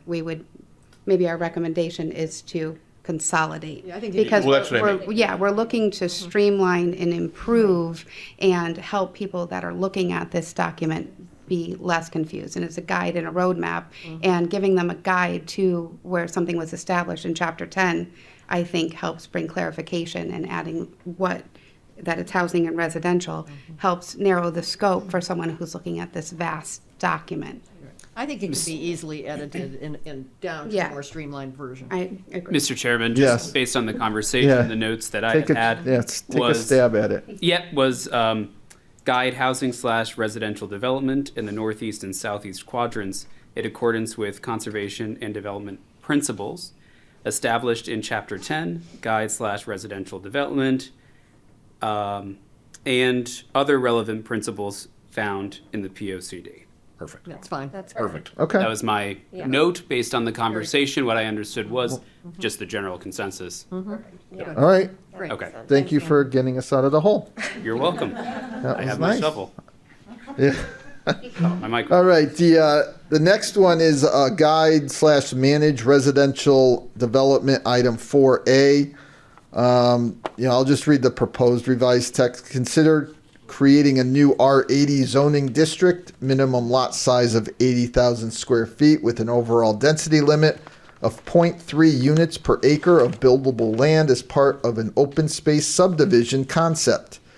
And then it says, see recommendation 5E below, also reviewing the open space development provisions within the zoning regulations.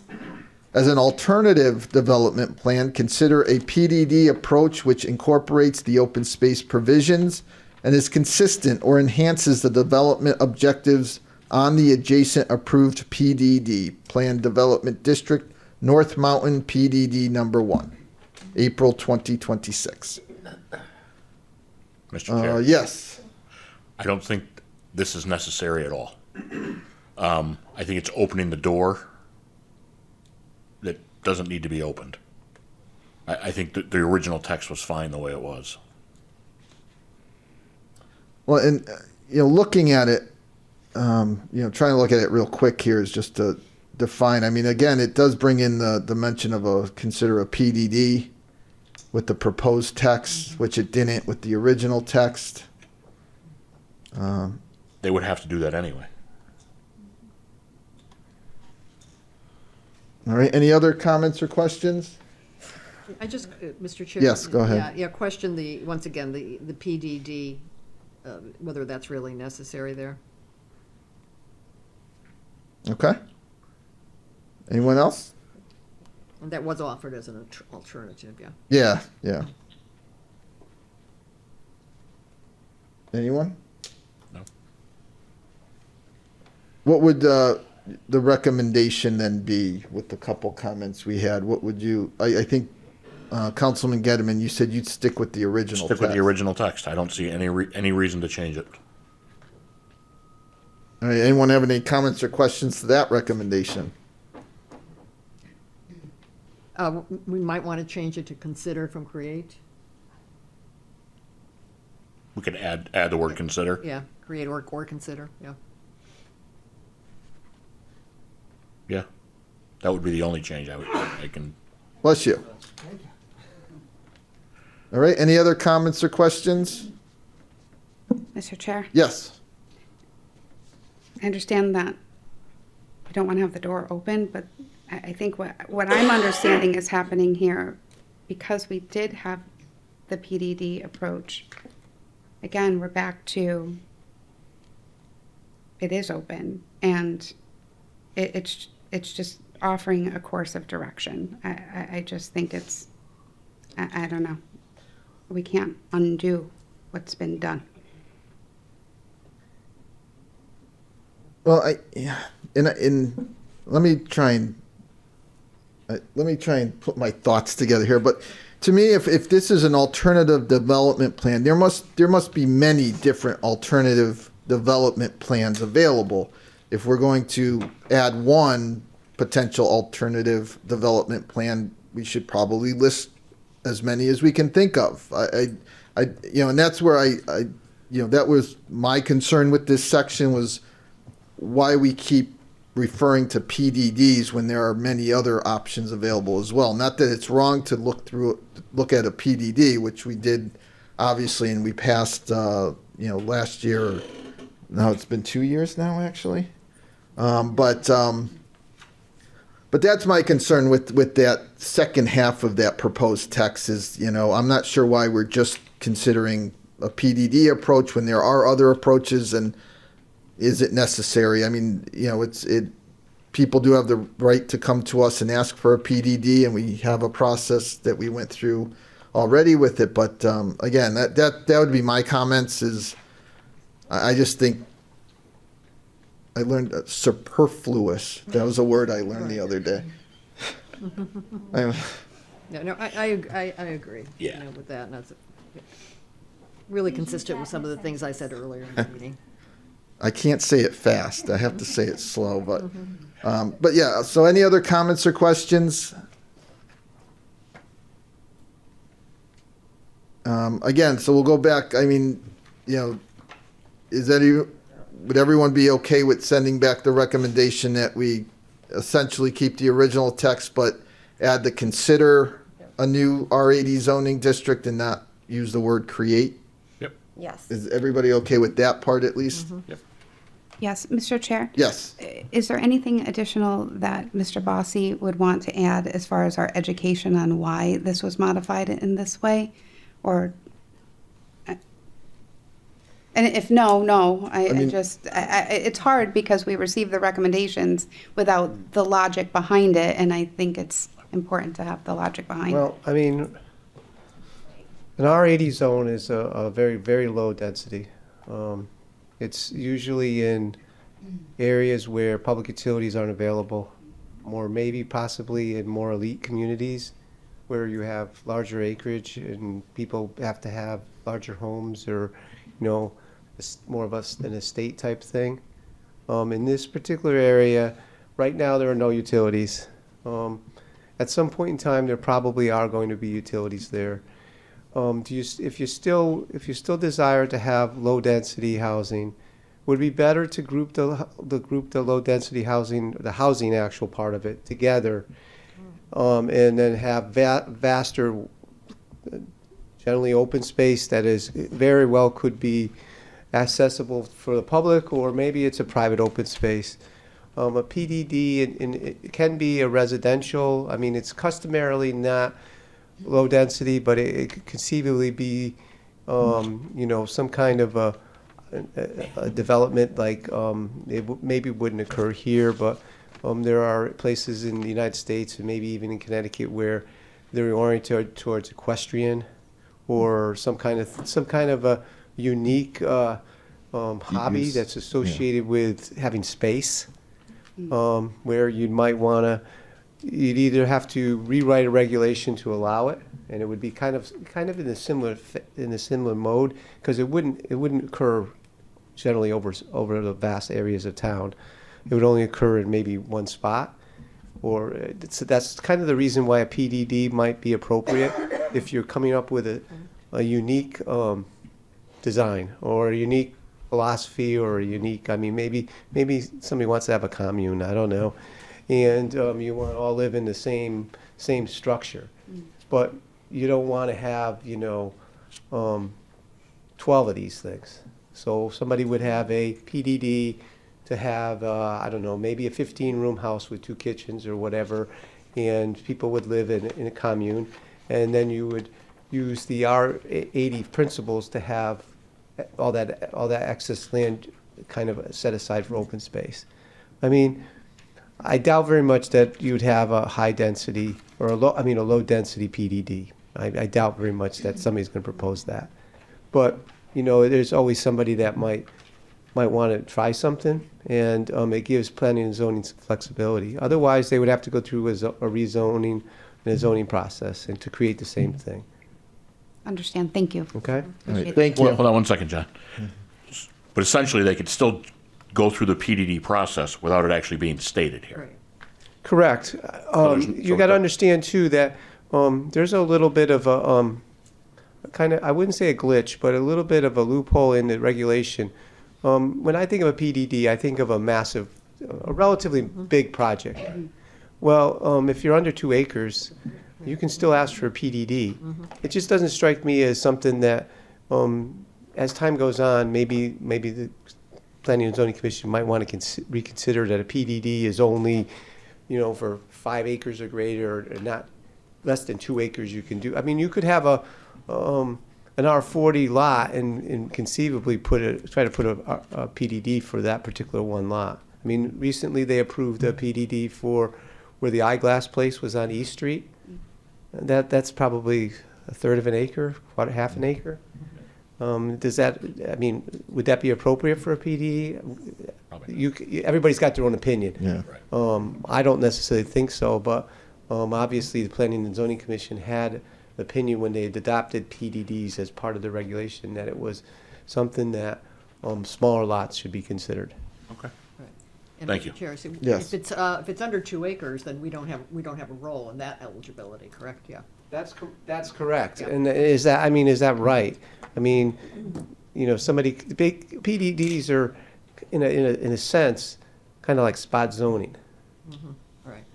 You make the rules up, you convince 4 members of the 7 that your rules are the best use of that property, and they raise their hand, and all of a sudden now you've got a unique situation in the midst of something that might be completely different. All right. Mr. Chair, as either you or Councilman Getterman just said, we're not precluding it, but, Right. we're just not necessarily, inviting it in an area where, we're very concerned about natural resources, et cetera. Yeah. Okay. So I guess at this point, oh, go ahead. No.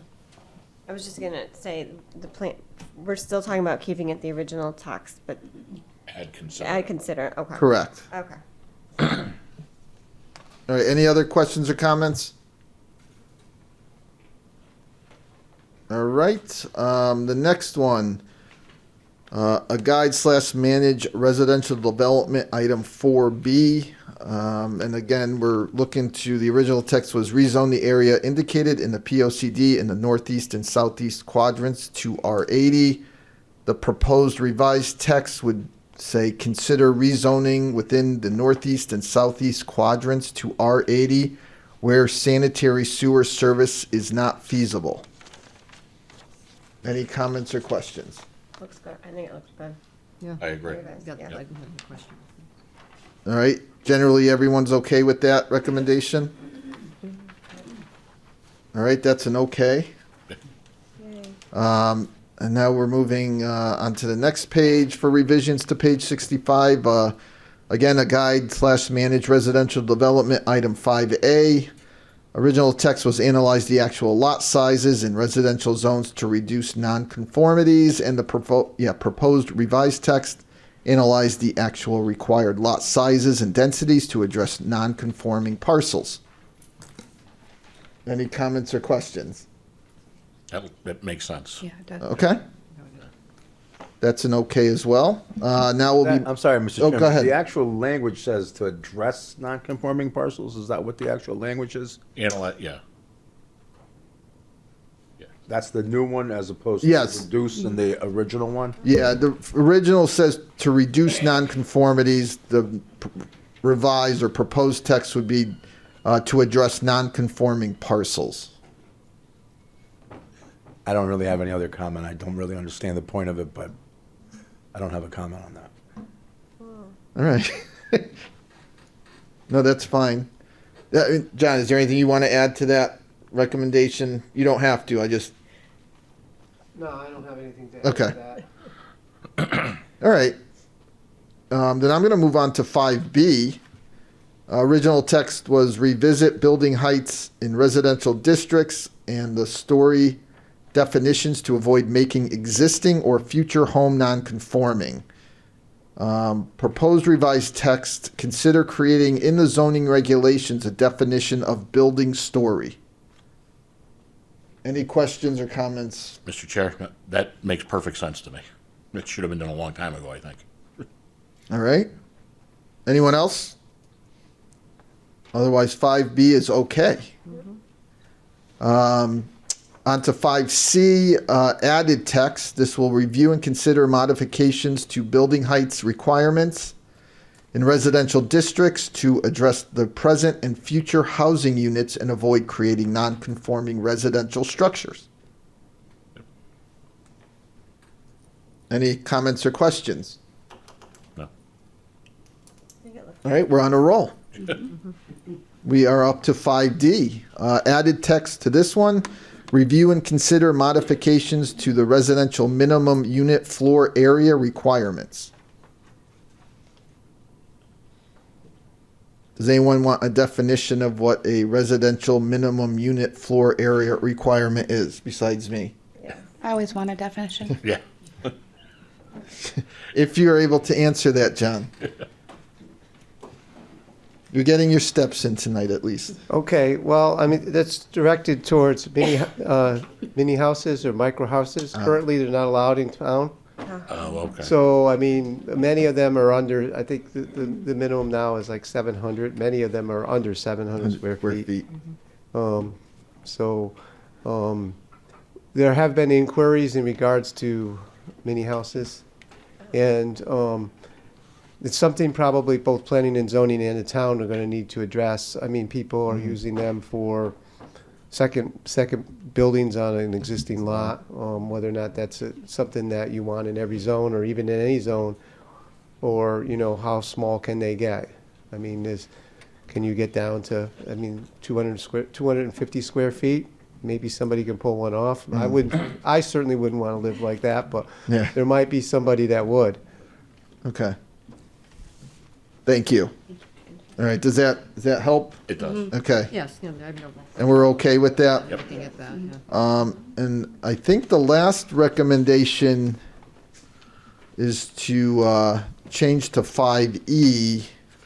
The original language revisited the open space development provisions in the zoning regulations to ensure it will work appropriately for the northeast and southeast quadrant. And a revised text would say, review the zoning regulations to ensure they balance the need for conserving open space, especially sensitive environmental areas, and the need for responsible residential development. Any questions or comments? Mr. Chair? Yes. I like this. I think it's a good add. Okay. Anyone else? Any comments or questions? Is everyone okay leaving that recommendation as is? Yes. All right, so I think that concludes what was recommended by planning and zoning back to the council. Is there any other questions or comments? Because we haven't talked about the POCD enough lately. Is there anything else we would like to cover? I think the plan, before we come off of this, the plan right now is generally the council is going to have all these recommendations written up so we can see it in writing. And the plan would be for us to establish a special meeting Wednesday night at 7 o'clock in discussions I had with the town manager about this to actually vote on it. Because I think all of us agree we'd like to see it in writing before we actually approve it and send it back to P&Z as our recommendation. So that's the plan right now. Planning and zoning does have a scheduled public hearing on July 14th. July 14th in the council chambers. And I would imagine that, our idea was we wanted to get our recommendation back to P&Z as quickly as possible to give them time to look at it, obviously, before they get to the public hearing, and to also make it available, for anyone that wishes to see it from the public. So with that, I think that's the plan. If we need to just verify, any questions, obviously, I did try to take notes as we went along. If there's any questions. Otherwise, we're done talking about the plan of conservation and development for this evening. Yeah. Unless someone has a question. We are under the town attorney's report. Is there anything else you wish to add to tonight's report? I'll see you guys Wednesday night. All right, I have nothing else. any comments or questions for the town attorney? All right, so thank you very much, everyone. I know we did spend a lot of time on that, but I think it was necessary. I'm glad that we were able to go through this line by line. What we'll do now is move on to... Mr. Chairman, yes, excuse me, I'm before sorry. we move on, I haven't checked the availability for the 17th. I'm just wanted to note if there was any flexibility with the council in terms of time, if we had, because I see this as a shorter meeting potentially, once everything gets written up, that you could convene if we had to. I'm not sure if John or somebody, the other meeting schedules, or who has this room booked for Wednesday night. All right. Okay, just, So, yeah, we can circle back. So just for we need to make sure we can, but that's our plan right now, the framework for how we'll deal with actually voting, taking a vote. All right, so we're back to minutes of the previous meeting. Anyone care to make a motion? Mr. Chair, Yes, go ahead. motion to accept the minutes of the June 1st Town Council meeting. Second. We have a motion and a second. Any questions, comments, any changes? All those in favor? Aye. Any opposed? Motion carries. Announcements and reports. Any announcements or reports this evening? Mr. Chair?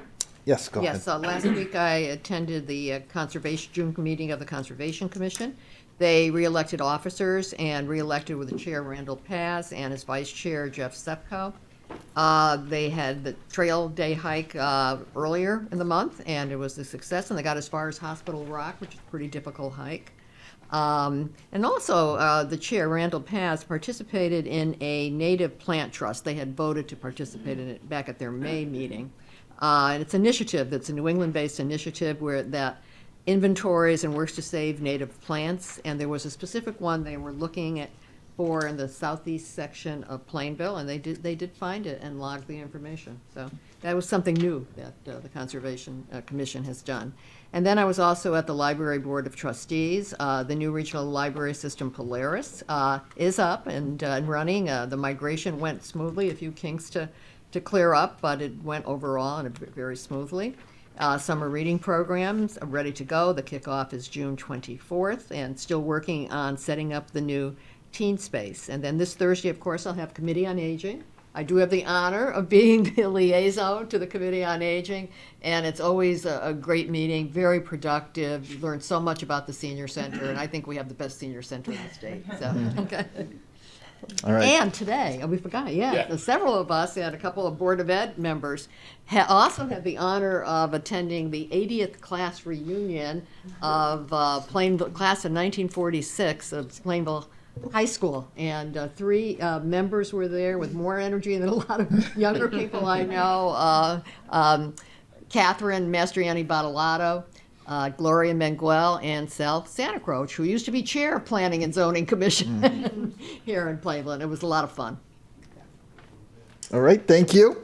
Anyone else with an announcement or report? I just want to report that high school graduation happened last Friday. The weather didn't cooperate, but we were able to pivot to the gymnasium where, due to my glasses fogging up in humidity, I butchered the proclamation that the town council wrote up for them. If you get a chance, look at it. It's bad. But otherwise, it was turned out to be a great evening. And, obviously the students were excited. The family and friends that gathered were excited, so we wish them the best of luck as they move forward with their lives. Anyone else with any announcement or report? All right, we will move on then. We have a few appointments and I believe a resignation this evening. Mr. Chair? Yes, go ahead. I'd like to make a motion to accept with regret the resignation of Anthony Wadsley from the Board of Education. Second. Motion and a second. Any comments or questions? He actually is going to be teaching in the Plainville school system come September, and he is not able to serve on the Board of Ed and be an employee of the town at this time. So that is the reason for the resignation. We are very happy to have him in district now. All those in favor? Aye. Any opposed? Motion carries. Mr. Chair? Go ahead. I'd like to make a motion to appoint Giancarlo Carbone to the Board of Education for the term ending November 2nd, 2027. Second. We have a motion and a second. Any comments or questions? I believe I just butchered his name. Carboni. Giancarlo Carboni. Carbone. There we go. Giancarlo Carboni. Well, this is the night. You're not the only one we butchered. I apologize. All right. Any other comments or questions? All those in favor? Aye. Any opposed? Congratulations. Welcome and say goodbye to 20 hours a week of your life. All right. But thank you for stepping up. We appreciate it. Item 2. Mr. Chair, Yes, go ahead. motion to ratify the town manager's acceptance of Danielle, and I'm going to butcher this last name, I apologize, Angelillo's resignation from the Advisory, Recreation, and Park Board. Motion and a second, and you got that correct. Any comments or questions? All those in favor? Aye. Any opposed? Motion carries. Item 3. Mr. Chair, Yes, sir. motion to appoint Beth Graves, 6 Dave Street, to the Municipal Ethics Commission for the term ending September 6th, 2026. Second. Motion and a second. Any comments or questions? Mr. Chairman? Yes. I know there's an effort to have a balance of political parties on our commissions. So can you tell me the other 4 parties that are on this board? Because this looks like it's going to be a very unbalanced board. I believe, I'm going to take a guess, it's 1 Republican, 1 unaffiliated, and 3 Democrats. Nope. It's then It's 2 Democrats, 1 Republican, and 2 2 unaffiliated. unaffiliated. Okay. Mr. Chair, I Yes. just have a question, please. Were there any other applications? I'm not aware of any other ones. I I know think there was interest, but I don't think we ever received the application. I did not check today. I did not ask, I did not bring that up with Because Lisa. I know I told you I was going to speak with 2 people. Yeah, I think she sent out those contacted, I believe, but I don't think she received anything back yet, to Okay. date, that I'm aware. All right. Fair enough. That's what we just wanted to know if there were other applicants, how we came to the decision. Yeah. Thank you. All right. Any other comments or questions? All those in favor? Aye. Any opposed? All right. Motion carries. Any other appointments this evening? I would like to just make a note here. If we pull together Wednesday night special meeting, I need to apologize to Ginny. We had talked about expanding the 250th anniversary committee, and I forgot to let you know that we would like to modify the ordinance or amend the ordinance, or is it a resolution? Resolution. To add 1 more member. What I'd like to do is, when we have our special meeting, if that could be part of the agenda Wednesday night, for us, I know there's a process that we need to follow to amend the resolution, but if we could have that on there, please. All right. Board of Education, anything, Mr. White, anything you want to share? You don't have to. No, I'm just, since it's supposed to be the 3rd meeting and it's not, but I know, just but like you're to here. welcome Giancarlo to the Board of Education, and also say that the board did accept with regret Anthony Walsley's resignation, but he is taking the place of a marine science teacher who is resigning, or actually retiring this year. So I think Giancarlo is going to be an excellent addition to the Board of Education. All right. And we welcome him, and I'm glad to have him aboard. Well, thank you. And, yeah, we are sorry for the weather, but that was totally out of our control Friday night. And that did hold things up just a little bit, but overall, the event, I think, did really fulfill the expectations of the 179 graduating students. Very good. Thank you. We can move now to report of the town manager. Good evening. Okay, good evening. First item is the senior center hours of operation, and that their recommendation, as Victoria took you through, and it's also in the brochure here, is to change their hours, and she went through those hours: Monday 8:30 to 5, Tuesday, Wednesday, Thursday 8:30 to 4:30, and Friday 8:30 to 1 p.m. So I'm in support of that. I've had many conversations with Victoria about going through the process to notify, survey, talk with everyone, and I think it's been a positive feedback. There hasn't been any negative comment that I've heard about, so I'm certainly in support of this recommendation to change the hours, and there is an item under new business to acknowledge the implementation of the new hours beginning August 31st of this year. All right. Any comments, any questions? All right, number 2. Sorry, Item number- Mr. or- Chair, I'm sorry. I do have a question. I was just thinking back to the presentation from Victoria, and do we have anything currently in place as far, I think you mentioned something, as far as I think you mentioned a partnership with the schools. Maybe looking at something with youth services for a summer program. Is there anything in the works like that to build that bridge any further in the works? We do intergenerational programming with youth services. We run programs we call crafternoons, so on early dismissal days. We've just kind of started doing our first couple, and we're definitely going to bring them back as the school year gets closer, but that's been something we've been working on. Terrific. Thank you. All right, thank you. Any other questions, comments? All right, number 2. Number 2, the update on the burner pool repairs at Norton Park. I've got a bunch of notes here, and maybe what I'll read through it and give you a little bit more from what I learned from Dan today. That they're addressing the issue, and it's associated with the grates and the frames that hold the grates on the floor. The frames were old and out of compliance with the Virginia Graham Baker Pool and Spa Safety Act. Superintendent Dan Sisson has secured 14 new grates to replace the old one and has started the installation process with his crew.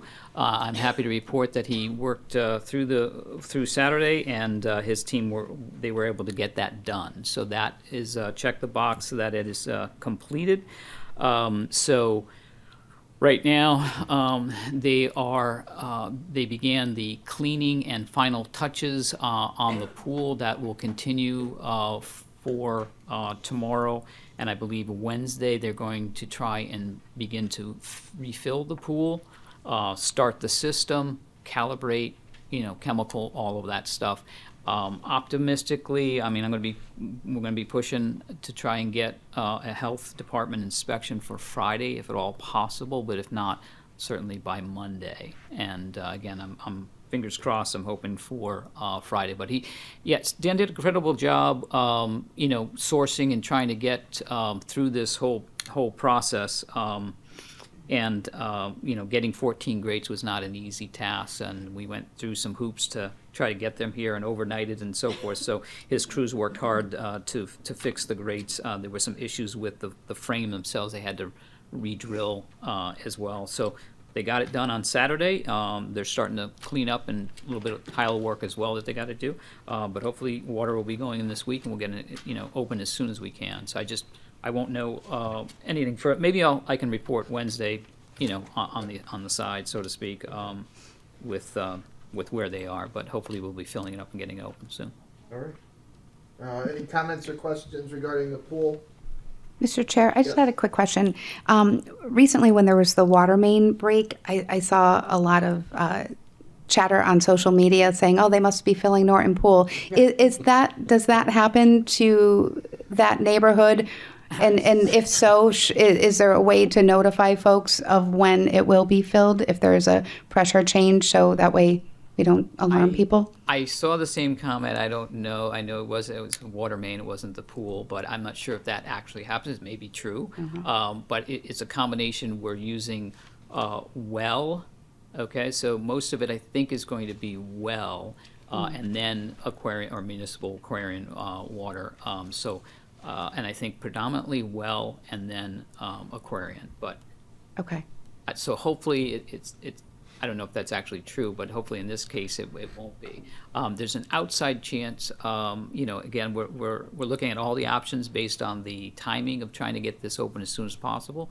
We're just pricing out pool water if we had to, but that's sort of a distant idea if we had to. But I think we'll get it done with what we traditionally do with well and municipal water.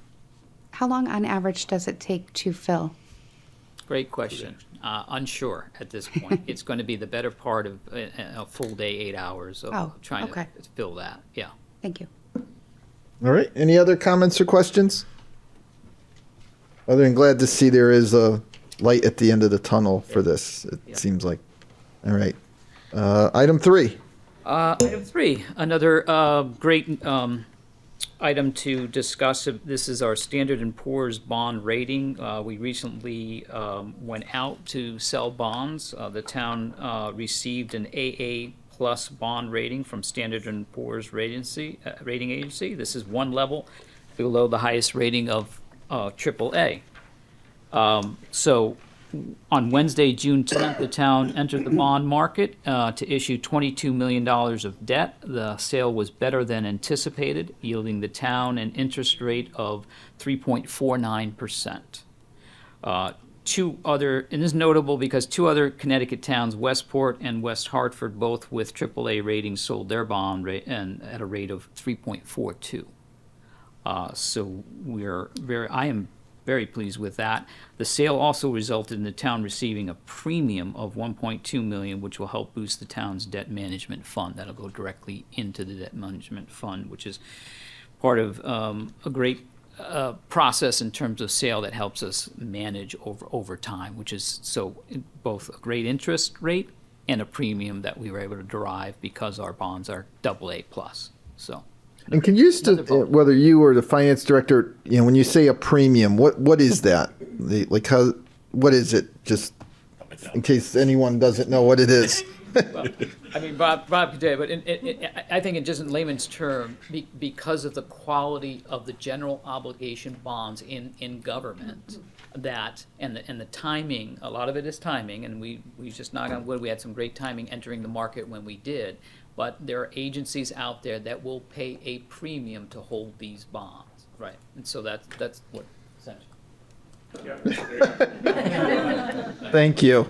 Yeah, it's just you want it, other organizations want to hold these bonds in their portfolio. So, and again, we're a good risk. We're a good risk, right? Yeah. So it's only, and it's 22 million. And when you think of the larger bond market, this is a sliver. So, people are going to want to pay a premium to say, okay, I want that quality. Yeah. And they're going to purchase it. Okay. Well, good news. Yeah. Any questions or comments? All right. Item 4. Item number 4, the Water Pollution Control Annual Meeting. That's, again, that time of year. So part of that schedule, the Town Council will need to set an annual meeting date. I'm suggesting the date for 2026 should be August 17th. There's a new item under new business to set that annual meeting date. That's just part of our annual process. So that's an item under new business. All right. Any questions, comments regarding the annual meeting of the Water Pollution Control Authority? All right. Number 5. 5 is the Recreation and Youth Services van. As part of the fiscal year 2027 capital improvement plan, the town council allocated $53,100 for the purchase of a new 2026 Ford Transit 350 XL 12-passenger van. And the Youth Services Department has obtained a quote for the purchase from Gengras Ford LLC totaling $52,814.30. I'm recommending the council award bid 2027-02 Recreation and Youth Services van to Gengras Ford LLC of Plainville, Connecticut under state contract number 24PSX0110 in the amount of $52,814.30. And there is an item under new business to make that award. All right. Any comments or questions regarding the van? Okay. I guess financial dashboard is next. And it is unremarkable. It is right on target with what we would expect. The revenues are in line. And our expenditures, I'll start there first. Expenditures just under the 2-year average. We're slightly under, and the Board of Education is right on. And not much to report there with respect to expenditures. Next, we have the overtime budgets. Again, not much has changed.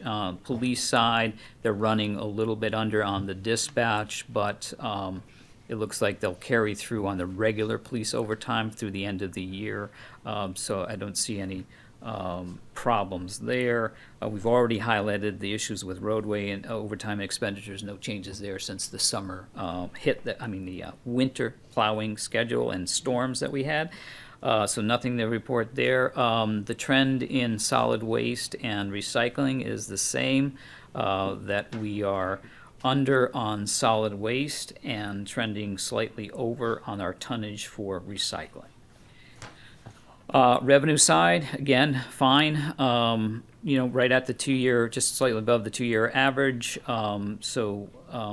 Nothing out of the ordinary to report there. Our fund balance, same numbers, unchanged. And again, just a footnote, but one of the things on the call with the rating agency talking about our plan for fund balance, I think, I heard them ask a couple of follow-up questions to that. So noteworthy that our financial house is in order. They see no problem with it. And then we were. I think in this climate, looking at other towns receiving a downgrade, that we were able to hold true. So I think it's a solid AA plus rating that we got, and I think that's obviously due to the fiscal team, the management, and what the council is doing in terms of setting policy or following policy recommendations. So that all comes through in those conversations. And that's pretty much it. I think, special revenue funds, is nothing to report there, nothing out of the ordinary, and the major projects are, as the middle school moves along, that'll be going out to bid shortly, so there's really nothing else to report. And I don't want to put Rob on the spot because I didn't ask him, but I know there was a question about previous school reimbursement, and I think that is, again, one of those things that the state just, holds us up. We're at their mercy in terms of doing that, but we have a representative in the room, Yeah. so, we're working on that, and I know Rebecca's working on that as well, so we've been in contact talking about that. So other than that, I think it's pretty unremarkable. We're in good shape. All right. Any comments or questions regarding the town manager's report? Yes. Yes. The streets that have been repaved, I notice are getting marked for getting cut up. Mm-hmm. Are they going to get repaved completely when we're done? Well, I don't think they will be completely from the entire road. I think they've got to do, in most cases, a Like whatever half they're on? Yeah, whatever half they're on. In other words, for 20 years, we're going to have to drive on patched roads. Well, I would think not 20 years, but you're right, it could be in some states. It's unfortunate, but yes, the utilities don't always coordinate effectively. They coordinate with us, but then they change their schedules. And so it's maddening, and I understand your concern and your frustration because that is ours, and we're trying to work through that process. But yeah, it looks like Frankenstein out there. It's just all carved up, and it's ugly.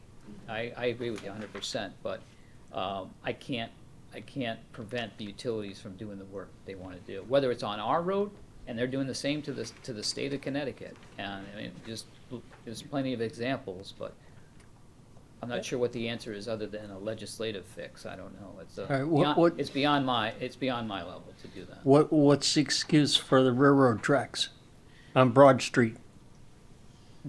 That I don't know, but I think if you're talking about repair, that repair is probably going to come after the repair here by the municipal center, and we can take a look at whether or not they're going to back in. If they're not, then we can certainly look at paving. Okay. I know just, Route 10, they're digging up Route 10 between, the CVS and going headed towards the YMCA. I did ask the question, and the answer I got was the state requires the company or whatever utility company's digging up the road to, essentially, I guess the northbound side of Route 10 would get completely repaved. The southbound side isn't been touched and did get repaved, 2 years, not even 2 years ago. But they are required for that northbound lane, to repave the whole thing. So I just think it's rather ridiculous the way it's worked out, that they've wound up working on roads that we planned, and and that's the answer the state gave me, is that they try to work with the utility companies as best they can before they repave, but unfortunately it doesn't always work out that way, which we've had the same issue in town with some of our town roads. But yeah, they are required to repave that complete side that they're working on, and not just the strip that they dug up. But they also don't do it until they're completely done with whatever project they're doing, so that's going to take a little while, it sounds like. And unfortunately, Mr. Chairman, is sometimes it's the timing, and if they don't finish in the fall, the issues we had with Whiting Street, Yeah. and it carries into another season, depending on when the asphalt plants close, and you just don't want to do it in the winter. All right. Any other questions or comments? With the consensus of the council, before we open up to happenings, the state rep is here tonight. She did have something she wanted to share, and I'll ask if you don't mind. I know you had not an announcement, but something to share with the public. Thank you.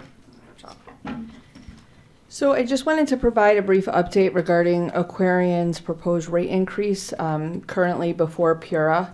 As many of you know, it's been a significant concern across Connecticut. Aquarion's request for approximately $88 million in additional revenue, which represents an average rate increase of about 42%. Several of my legislative colleagues and I recently submitted a statement to PURA outlining our concerns regarding the size of the proposed increase and the impact that it can have on our communities. This was a bipartisan letter that was submitted from around here. It was myself and Senator Martin, Senator Sampson. There was 57 of us that signed on to this. So I just wanted to, and I'll make it quick because I see the time, but I wanted to read you the letter and just to give you a little bit of the background and just tell you about an event that's coming up. We submit this comment in strong opposition to the notice of intent filed by Aquarion Water Company of Connecticut, in which the company announced its intention to seek a staggering rate increase of approximately $88 million, roughly 42%, over currently authorized revenues. We urge the Public Utilities Regulatory Authority, PURA, to subject this application to the most rigorous scrutiny possible, reject every single dollar of it that is not justified, and protect the nearly 688,000 Connecticut residents who depend on Aquarion for safe and affordable drinking water. Connecticut families are already struggling with rising costs of living, groceries, housing, energy, and healthcare. Costs have all increased substantially in recent years, straining household budgets, particularly for low and moderate income residents.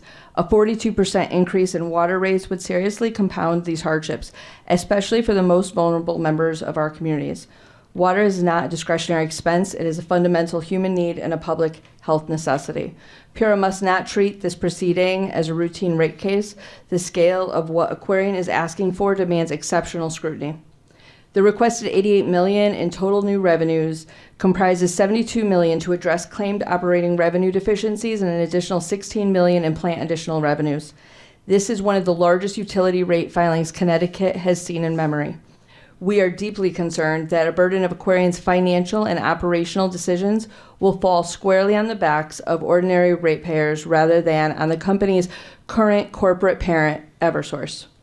Notably, Eversource posted a $1.69 billion with a B profit last year, delivered a 23% increase in shareholder returns, and paid its chief executive $14.9 million, or roughly 20% raise. One of the most profitable utility companies in America. Aquarion's notice seeks to relitigate the 2022 rate case, framing PURA's decision to order a $4 million rate decrease as a mistake that pushed costs down the road and now forces this filing. We firmly disagree with that characterization. PURA's decision rejecting Aquarion's requested $35.3 million in 2022 and ordering its rate reduction was based on a thorough review of record and the company's actual demonstrated costs. Aquarian now argues that the interval between 2013 and 2022 rate filings was driven by favorable tax developments that only temporarily suppressed cost. It does not adequately explain this claim. Even if it were true, it does not excuse the company from proper regulatory accountability. A regulated utility that enjoys a period of reduced costs should pass those savings to ratepayers, as PURA effectively ordered, not treat them as a private windfall to be recovered through future rate increases when conditions become less favorable. PURA should reject any attempt by the company to use this proceeding to effectively reopen and reverse the 2022 decision. Aquarian states that since 2022, it has invested more than $448 million in water utility infrastructure improvements that are not currently reflected in rates. The company cites investments in main storage tanks, treatment plant upgrades, dam improvements, and pump stations. However, the magnitude of these claimed investments, nearly $500 million, requires independent and rigorous verification by PURA's technical staff and the Office of Consumer Counsel. PURA should scrutinize whether each investment was prudently incurred, whether costs were reasonable and competitive, and whether any expenditures were duplicative, premature, or otherwise not the product of sound utility management. Ratepayers cannot be expected to simply take the company's word that $448 million in spending was necessary and efficient. Aquarian's notice points to a new PFAS requirement as a driver of increased costs. PFAS contamination is a genuine and serious public health problem. However, Eversource does not explain how these claimed costs justify the requested rate increase. Additionally, PURA should examine whether and to what extent Aquarian has pursued all available legal remedies, including potential litigation against PFAS manufacturers, to recover PFAS remediation costs before seeking to pass those costs entirely to ratepayers. PFAS contamination was caused by the manufacturers and users of these chemicals, not by Connecticut water customers.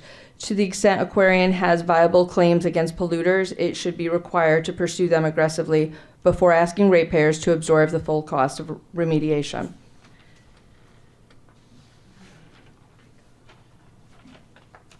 Just finishing up. Given the size and scope of the proposed rate increase, we urge PURA to conduct a robust public hearings in communities across Connecticut where ratepayers will be most acutely affected. Residents deserve the opportunity to testify in their own communities about the impact of these increases on their lives, and PURA must take those voices seriously in its deliberations. We also encourage PURA to ensure that the Office of Consumer Counsel is fully resourced to participate meaningfully in this proceeding and to advocate vigorously on behalf of residential ratepayers. The interests of Aquarian shareholders and its corporate parent must not be allowed to outweigh the interest of the Connecticut public. That was submitted by 57 of us. I have a copy of it for you guys and can forward it to you as well. But I did want to let you know that there's going to be 2 public hearings. One's going to be in New Milford on June 17th, and one is going to be virtual on July 15th. So in preparation of those public hearings, I'm going to be having an event at the Plainville Library this Monday night at 6:30 p.m. Next Monday night. Sorry, a week from today. Yes. Yes. Okay. 1 week from today. It's June 22nd, 6:30 p.m.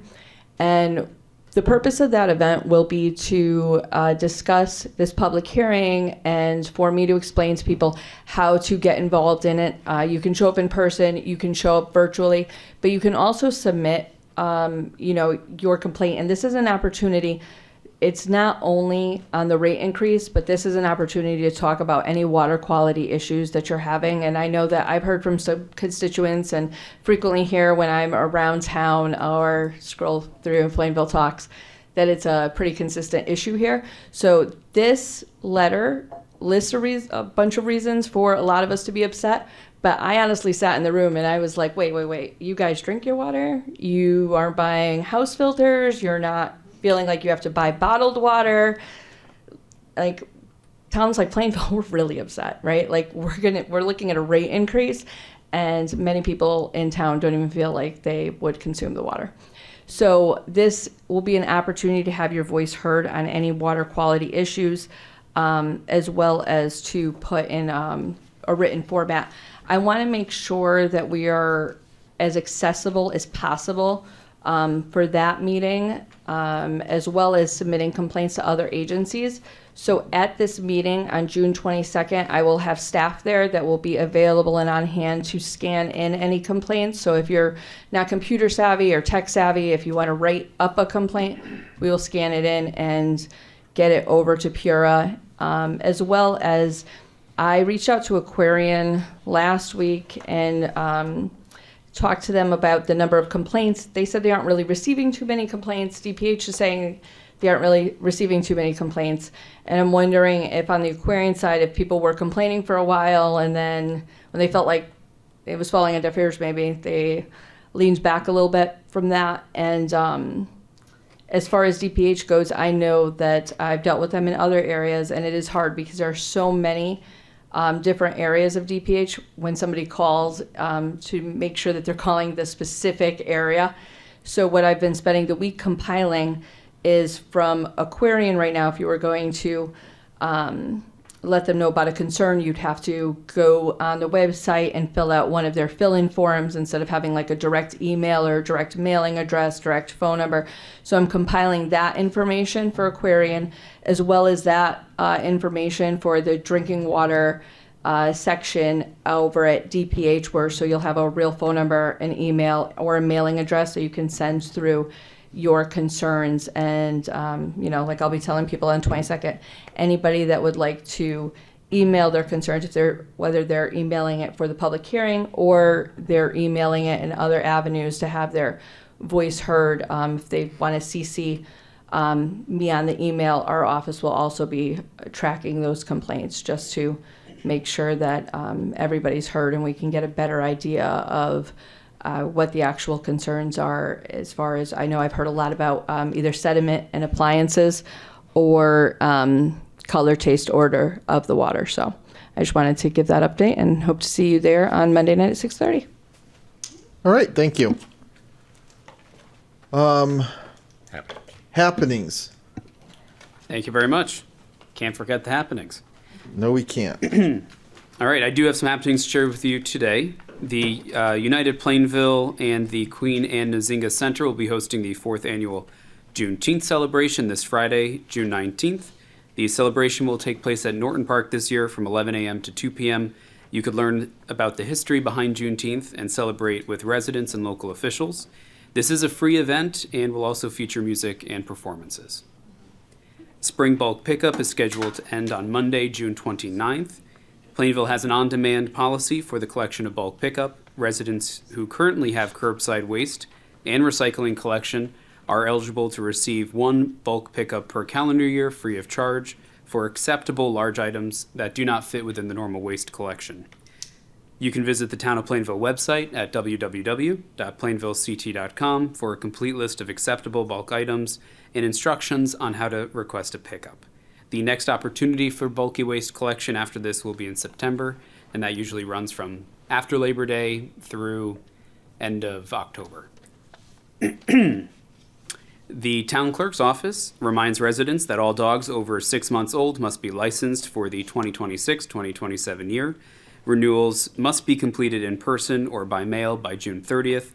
If a dog's rabies certificate is current, licenses may also be renewed online at www.plainvillect.com.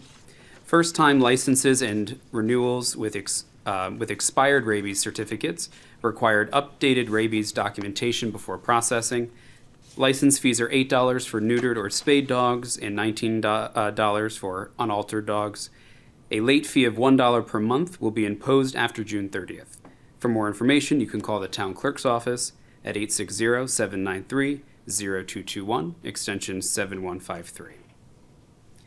Join the library this summer for the Plant a Seed, Read Summer Reading Program. All ages are invited to participate in either the children's, teens, or adult program for a chance to win some great prizes, including gift cards from local businesses, live seedlings and plants, and so much more. In addition to registering for the summer reading, there will be a robust lineup of summer programs. On Wednesday, June 24th, we kick off the summer reading program for everybody, starting at 10 a.m. with a Touch a Truck story time, featuring a theme story time followed by opportunity to head outside and climb aboard some real trucks. All ages are welcome, no registrations required. 1 p.m. teen ice cream and karaoke party. Start the summer off with an outdoor ice cream and karaoke party. This is for grades 6 to 12, and registration is required. And then rounding it all off at 6 p.m. that same evening is the story of the Amistad, Connecticut's role in the fight for freedom. The organization Discovering Amistad will take attendees on a journey as we follow 53 Africans whose fight for freedom led to historic legal battle against slavery, and learn how Connecticut played a key role in the abolitionist movement. Registration is required for that event. And finally, the Senior Center, and for all information on Senior Center programs, you can call the Plainville Senior Center at 860-747-5728, and all programs are free and open to the public unless otherwise indicated. Grandparents Raising Grandchildren will be tomorrow, Tuesday, June 16th, from 10:30 to 11:30 a.m. This is an opportunity to share resources, ideas, struggles, joys, and more with your fellow grandparents who are raising their grandchildren. Veteran Social Hour is on Tuesday, June 23rd at 10 a.m.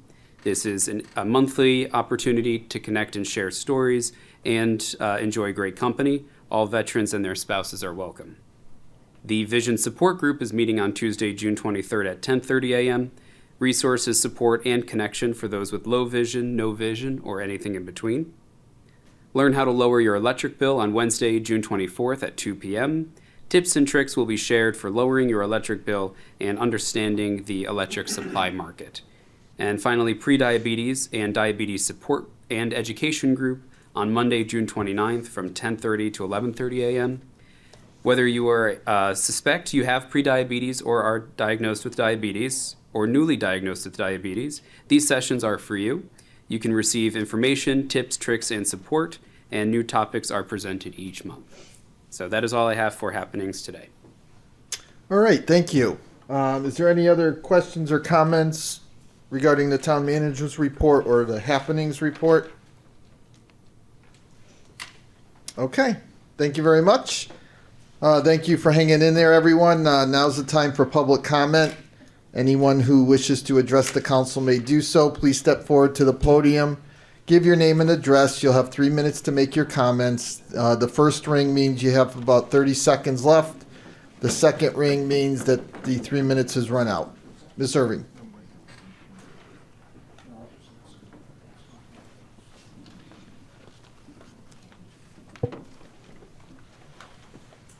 Wendy Irving? Just hit the button. Yes, there you go. Wendy Irving, 9 Weatherstone Ridge Road. I'm speaking to you tonight about the POCD. Probably my last little rant on this.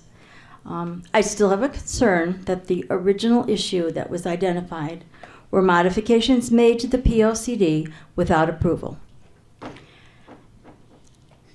What exactly were these changes?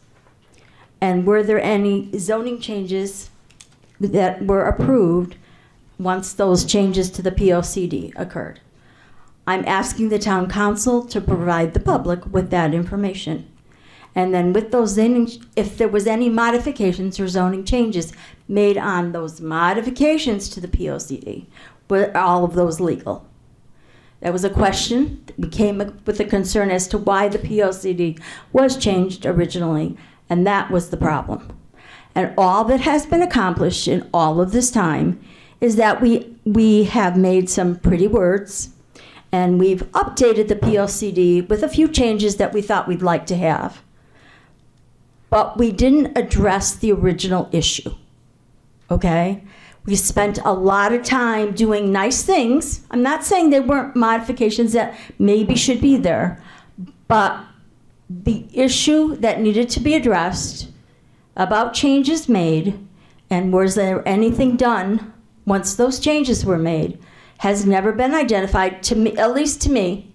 I mean, I don't know if it's been identified to the public, but I think before we close out this POCD with all these nice little word changes, we should go and address the original issue that occurred. And that should be identified and announced to the public, because I do not believe the public knows about these changes to the POCD. I also believe that most of Plainville, Connecticut does not even know we have a POCD and what that POCD means to decisions being made throughout the commissions of Plainville, Connecticut. Thank you. All right, thank you. Anyone else wish to address the council? I'm seeing Mr. Bucci raised his hand split second before you did. You'll be next, Ms. Jeannie. Dan Bucci, 62 Metacomet Road. I'm going to take my question and inspirations from Rachel. I applaud you for asking questions, because if you don't know something, possibly somebody else doesn't know either, right? It's not just you. So we should get answers to what we want. So again, I'm taking this from the town website for process of adoption for a municipal plan for a POCD. Plan must be filed in the office of the town clerk 35 days before PZZ public hearing. Now you said the public hearing is going to be July 14th? Yes. Okay, so my math, not great, but I think it's not 35 days. But I don't think that's the provision we're under. I think Not you, for the POCD to have a public hearing, it needs to be filed, it says here, with the town clerk 35 days before the public hearing. Also, I'll have to check on that. I can't. okay, quote and also it says the plan must be placed on the town website 35 days in advance of the public hearing for adoption by the Planning and Zoning All right, well, we can definitely look at that. I mean, yeah, right, that's so, what. So you can't do July, or they can't do Well, July 14th. and we could certainly talk. We will find out for sure. Well, from our side, we have, once we get the recommendations from P&Z, we had 65 days. Right. And that's what in my head, that's what I was thinking. I kind of, didn't listen enough. So I appreciate, we will definitely look into that and find out. Okay, great, if thank you. that's true, because we would have to make a change then. Yes. You're right. All right, Mrs. Giannini. And just, we're taking notes on that as far as checking to see if that's something that we need to follow. Good evening, Sandra Giannini, 87 Metacomet Road. Thank you for taking the time to go step by step over the POCD recommendations that you're going to be giving to Planning and Zoning. It's sad we got to this point. We came with an honest request, and that was for the POCD to be returned to its original wording. And we know, and you know, how this all happened. So we're not fooling anybody here. The residents now know as well what has happened. Planning and Zoning made the choice, instead of just changing it back, they wanted to go step by step by step, page by page by page. Through the whole thing, what was the point? You're going to be doing this again in 2 years. We just asked for a simple, bring it back to what it was.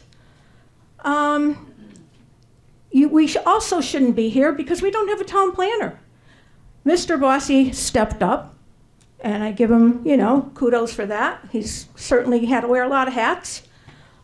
But I watched some of the Planning and Zoning meetings, and some of the things that were said, basically, he said, well,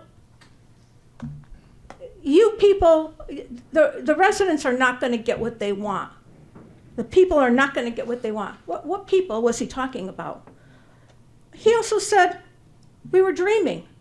I don't think any of us were dreaming. I wasn't dreaming when, I sat with, fellow neighbors to try and figure out what we could do to try and bring the POC back to its original form. So I guess we're here at this point, no turning back now, but I did want to address another thing. I do see our good neighbors here tonight from Tilcon. They always come and say that they're our good neighbors. When the POCD was changed illegally the last time, within 60 days, they applied for a zoning change. And yes, we know they pulled it back, okay? But they're here again, and they're very interested. So what's going to happen now? Once Planning and Zoning submits this to CROG, are they going to wait and see what CROG's recommendations were? Because they didn't last time. They didn't wait.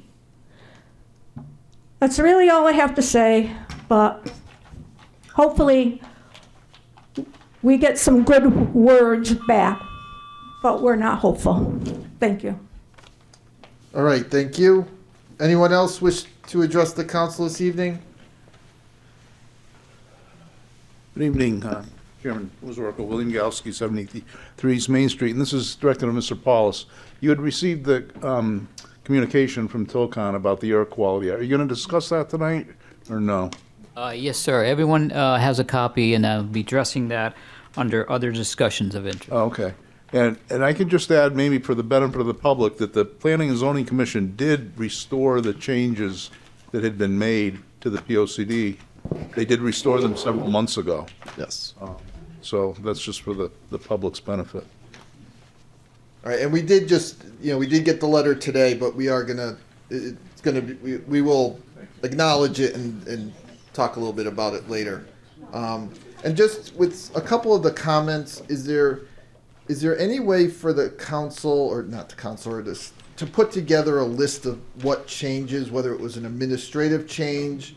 I know we haven't gone through the actual amendment changes yet. We're in the middle of that, but is there any way to document that so we can provide something to people that show what we did?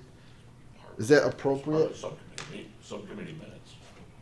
All right, so they're, okay.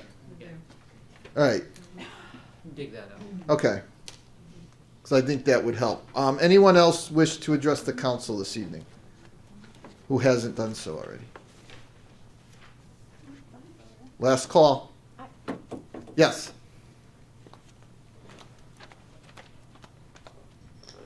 Good evening, Nicole Palmieri, Good 20 evening. Julie Road. I just have a question, comment, and I don't know what you guys did before the meeting because I wasn't here. But in chapter 9, under 2, the original text talks about 2 means of access for emergency response. And then the change just said that they have to take into consideration for emergency response. And are we recommending any changes to that? Because that kind of concerns me. Let me go back to my notes, unless someone else can get there first. I'm here. Yeah. Go ahead. It does say in the proposed, with consideration for emergency response. Right, but in the text now, it says maintain 2 means of access for emergency response. Yeah. So there's, sorry, go ahead, Rosemary. Oh, no, look, as long as you can finish. No, I was just gonna say, so it makes it less, Yeah. that's a little concerning. Yeah, Mr. Chair? Yeah. Yes, go ahead. Yeah, we did ask John Bossy about that tonight. And apparently, with some of the current work they're doing with the potential PDD up there, there's some environmental and wetlands considerations that have affected the planning for the road. And they don't know if they'd be able to do the 2 points because of those considerations. Okay, but if they are like emergency, I don't know, it just concerns me that like they said that Yeah. 2 access points for emergency and now they'll just take it into consideration. I had the same notes and to ask the question tonight because I thought, why are we sort of watering this down? Yeah. Yes. And he did say because it was for environmental reasons in terms of what they can do in terms of access points. Okay, thank you. All right, thank you. Anyone else wish to address the council before we close public comment?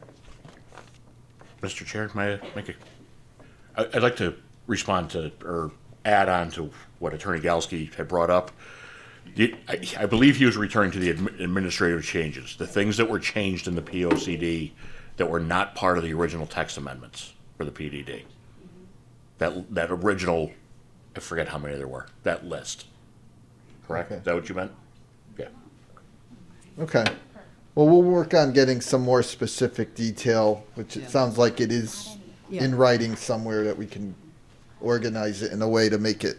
Right, and it's there were some major errors that were made after we gave our input and after the planning and zoning adopted them. The problem came when they were posted by staff on the website, and they didn't reflect what had actually been voting on. But we do have those have been corrected, thank God, and we're really done with that. Yeah, but we can have that in the meeting too. All right.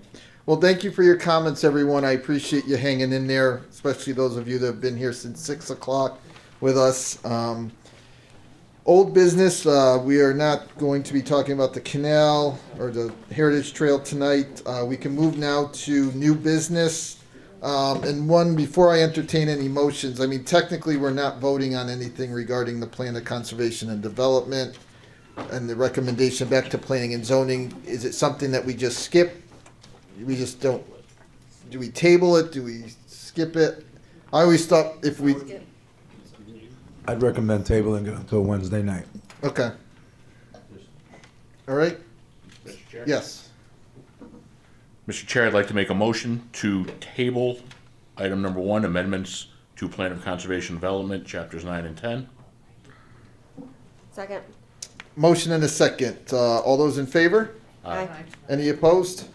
All right, so we'll, obviously that will be part of Wednesday's special meeting, provided everything works out. Item 2. Mr. Chair, Yes, go ahead. a motion to adopt an ordinance entitled Ordinance Establishing Fourth Quarter Transfers for the Fiscal Year Ending June 30th, 2026. Second. Motion and a second. Any comments or questions? All those in favor? Aye. Any opposed? Motion carries. Item number 3.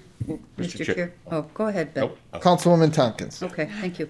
Motion to appropriate $596,000 with general fund unassigned fund balance account number 010-000-32110-0000 with $207,600 to interfund transfer out account number 010-840-55511-0000 and $388,400 to interfund transfer out account number 010-840-55512-0000. Second. All right, motion and a second. Any comments or questions? All those in favor? Aye. Any opposed? Motion carries. Item 4. Mr. Chair? Go ahead. Yes, motion to acknowledge the implementation of the recommended hours of operation for the Plainville Senior Center effective August 31st, 2026. Second. Motion and a second. Any comments or questions? All those in favor? Aye. Any opposed? Motion carries. Item 5. Mr. Chair, Yes, go ahead. motion to award bid number 2027-02 Recreation and Youth Services Van under state contract number 24 PSX 0110 to Jangris Ford LLC, Plainville, Connecticut, in the amount of $52,814.30. Second. Motion and a second. Any comments or questions? All those in favor? Aye. Any opposed? Motion carries. Item 6. Mr. Chair, Go ahead. motion to set the Water Pollution Control Authority annual meeting for Monday, August 17th, 2026 at 6 p.m. in the Municipal Center. Second. And motion and a second. Any comments or questions on item 6? All those in favor? Aye. Any opposed? Motion carries. And item 7. Mr. Chair. Go ahead. Motion to approve the tax refunds is listed on the addendum. Second. All right. Motion and a second. Any comments on the tax refunds? All those in favor? Aye. Any opposed? Motion carries. Okay, that concludes new business. We're up to other discussions of interest. We do have the letter that we Yeah. referenced earlier. Yep, every member should have a copy of the letter submitted today from Tilcon. In essence, it addresses the AKRF sampling that we're going to be doing with them for air quality. And it's rather lengthy and goes through quite a bit, so I'm not expecting the council to be able to digest everything on the spot. So I'll certainly take comments and questions that council has after reading and digesting this. They can feed to me, and I can certainly circle back and add it to a future agenda item. I have not yet scheduled any of the sampling. We were ready to, but then there was a scheduling issue. We were trying to line up in terms of fitting it in the baseline sampling before blasting. So none of that has gotten off the ground yet, so we're still working on calendars. But in the meantime, you can go forward and digest this, and be happy to answer any questions. All right, so yeah, if everyone could just take a look at the letter. I know we just had it in front of us tonight, but even before, if we are getting together Wednesday, if you have any questions, please Yeah, get it's it to the town a lot manager. to take in, and I don't expect a comment at this point, but we'll go through it we can discuss it on. Okay. All right. Any other discussions of interest? That's all I have, Mr. Chairman. Anyone else? We do have a matter appropriate for executive session. Do we anticipate any votes coming out of executive session? No? No. We don't think so. So at this point in the meeting, we are going into executive session.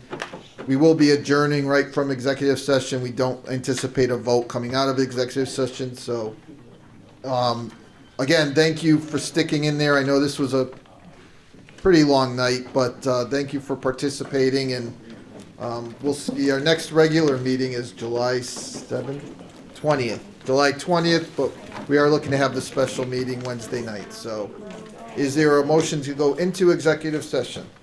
So, second. And that's just related to potential acquisition of real property pursuant to Connecticut General Statutes 1-206D. All those in favor? Aye. Any opposed? All right, motion carries.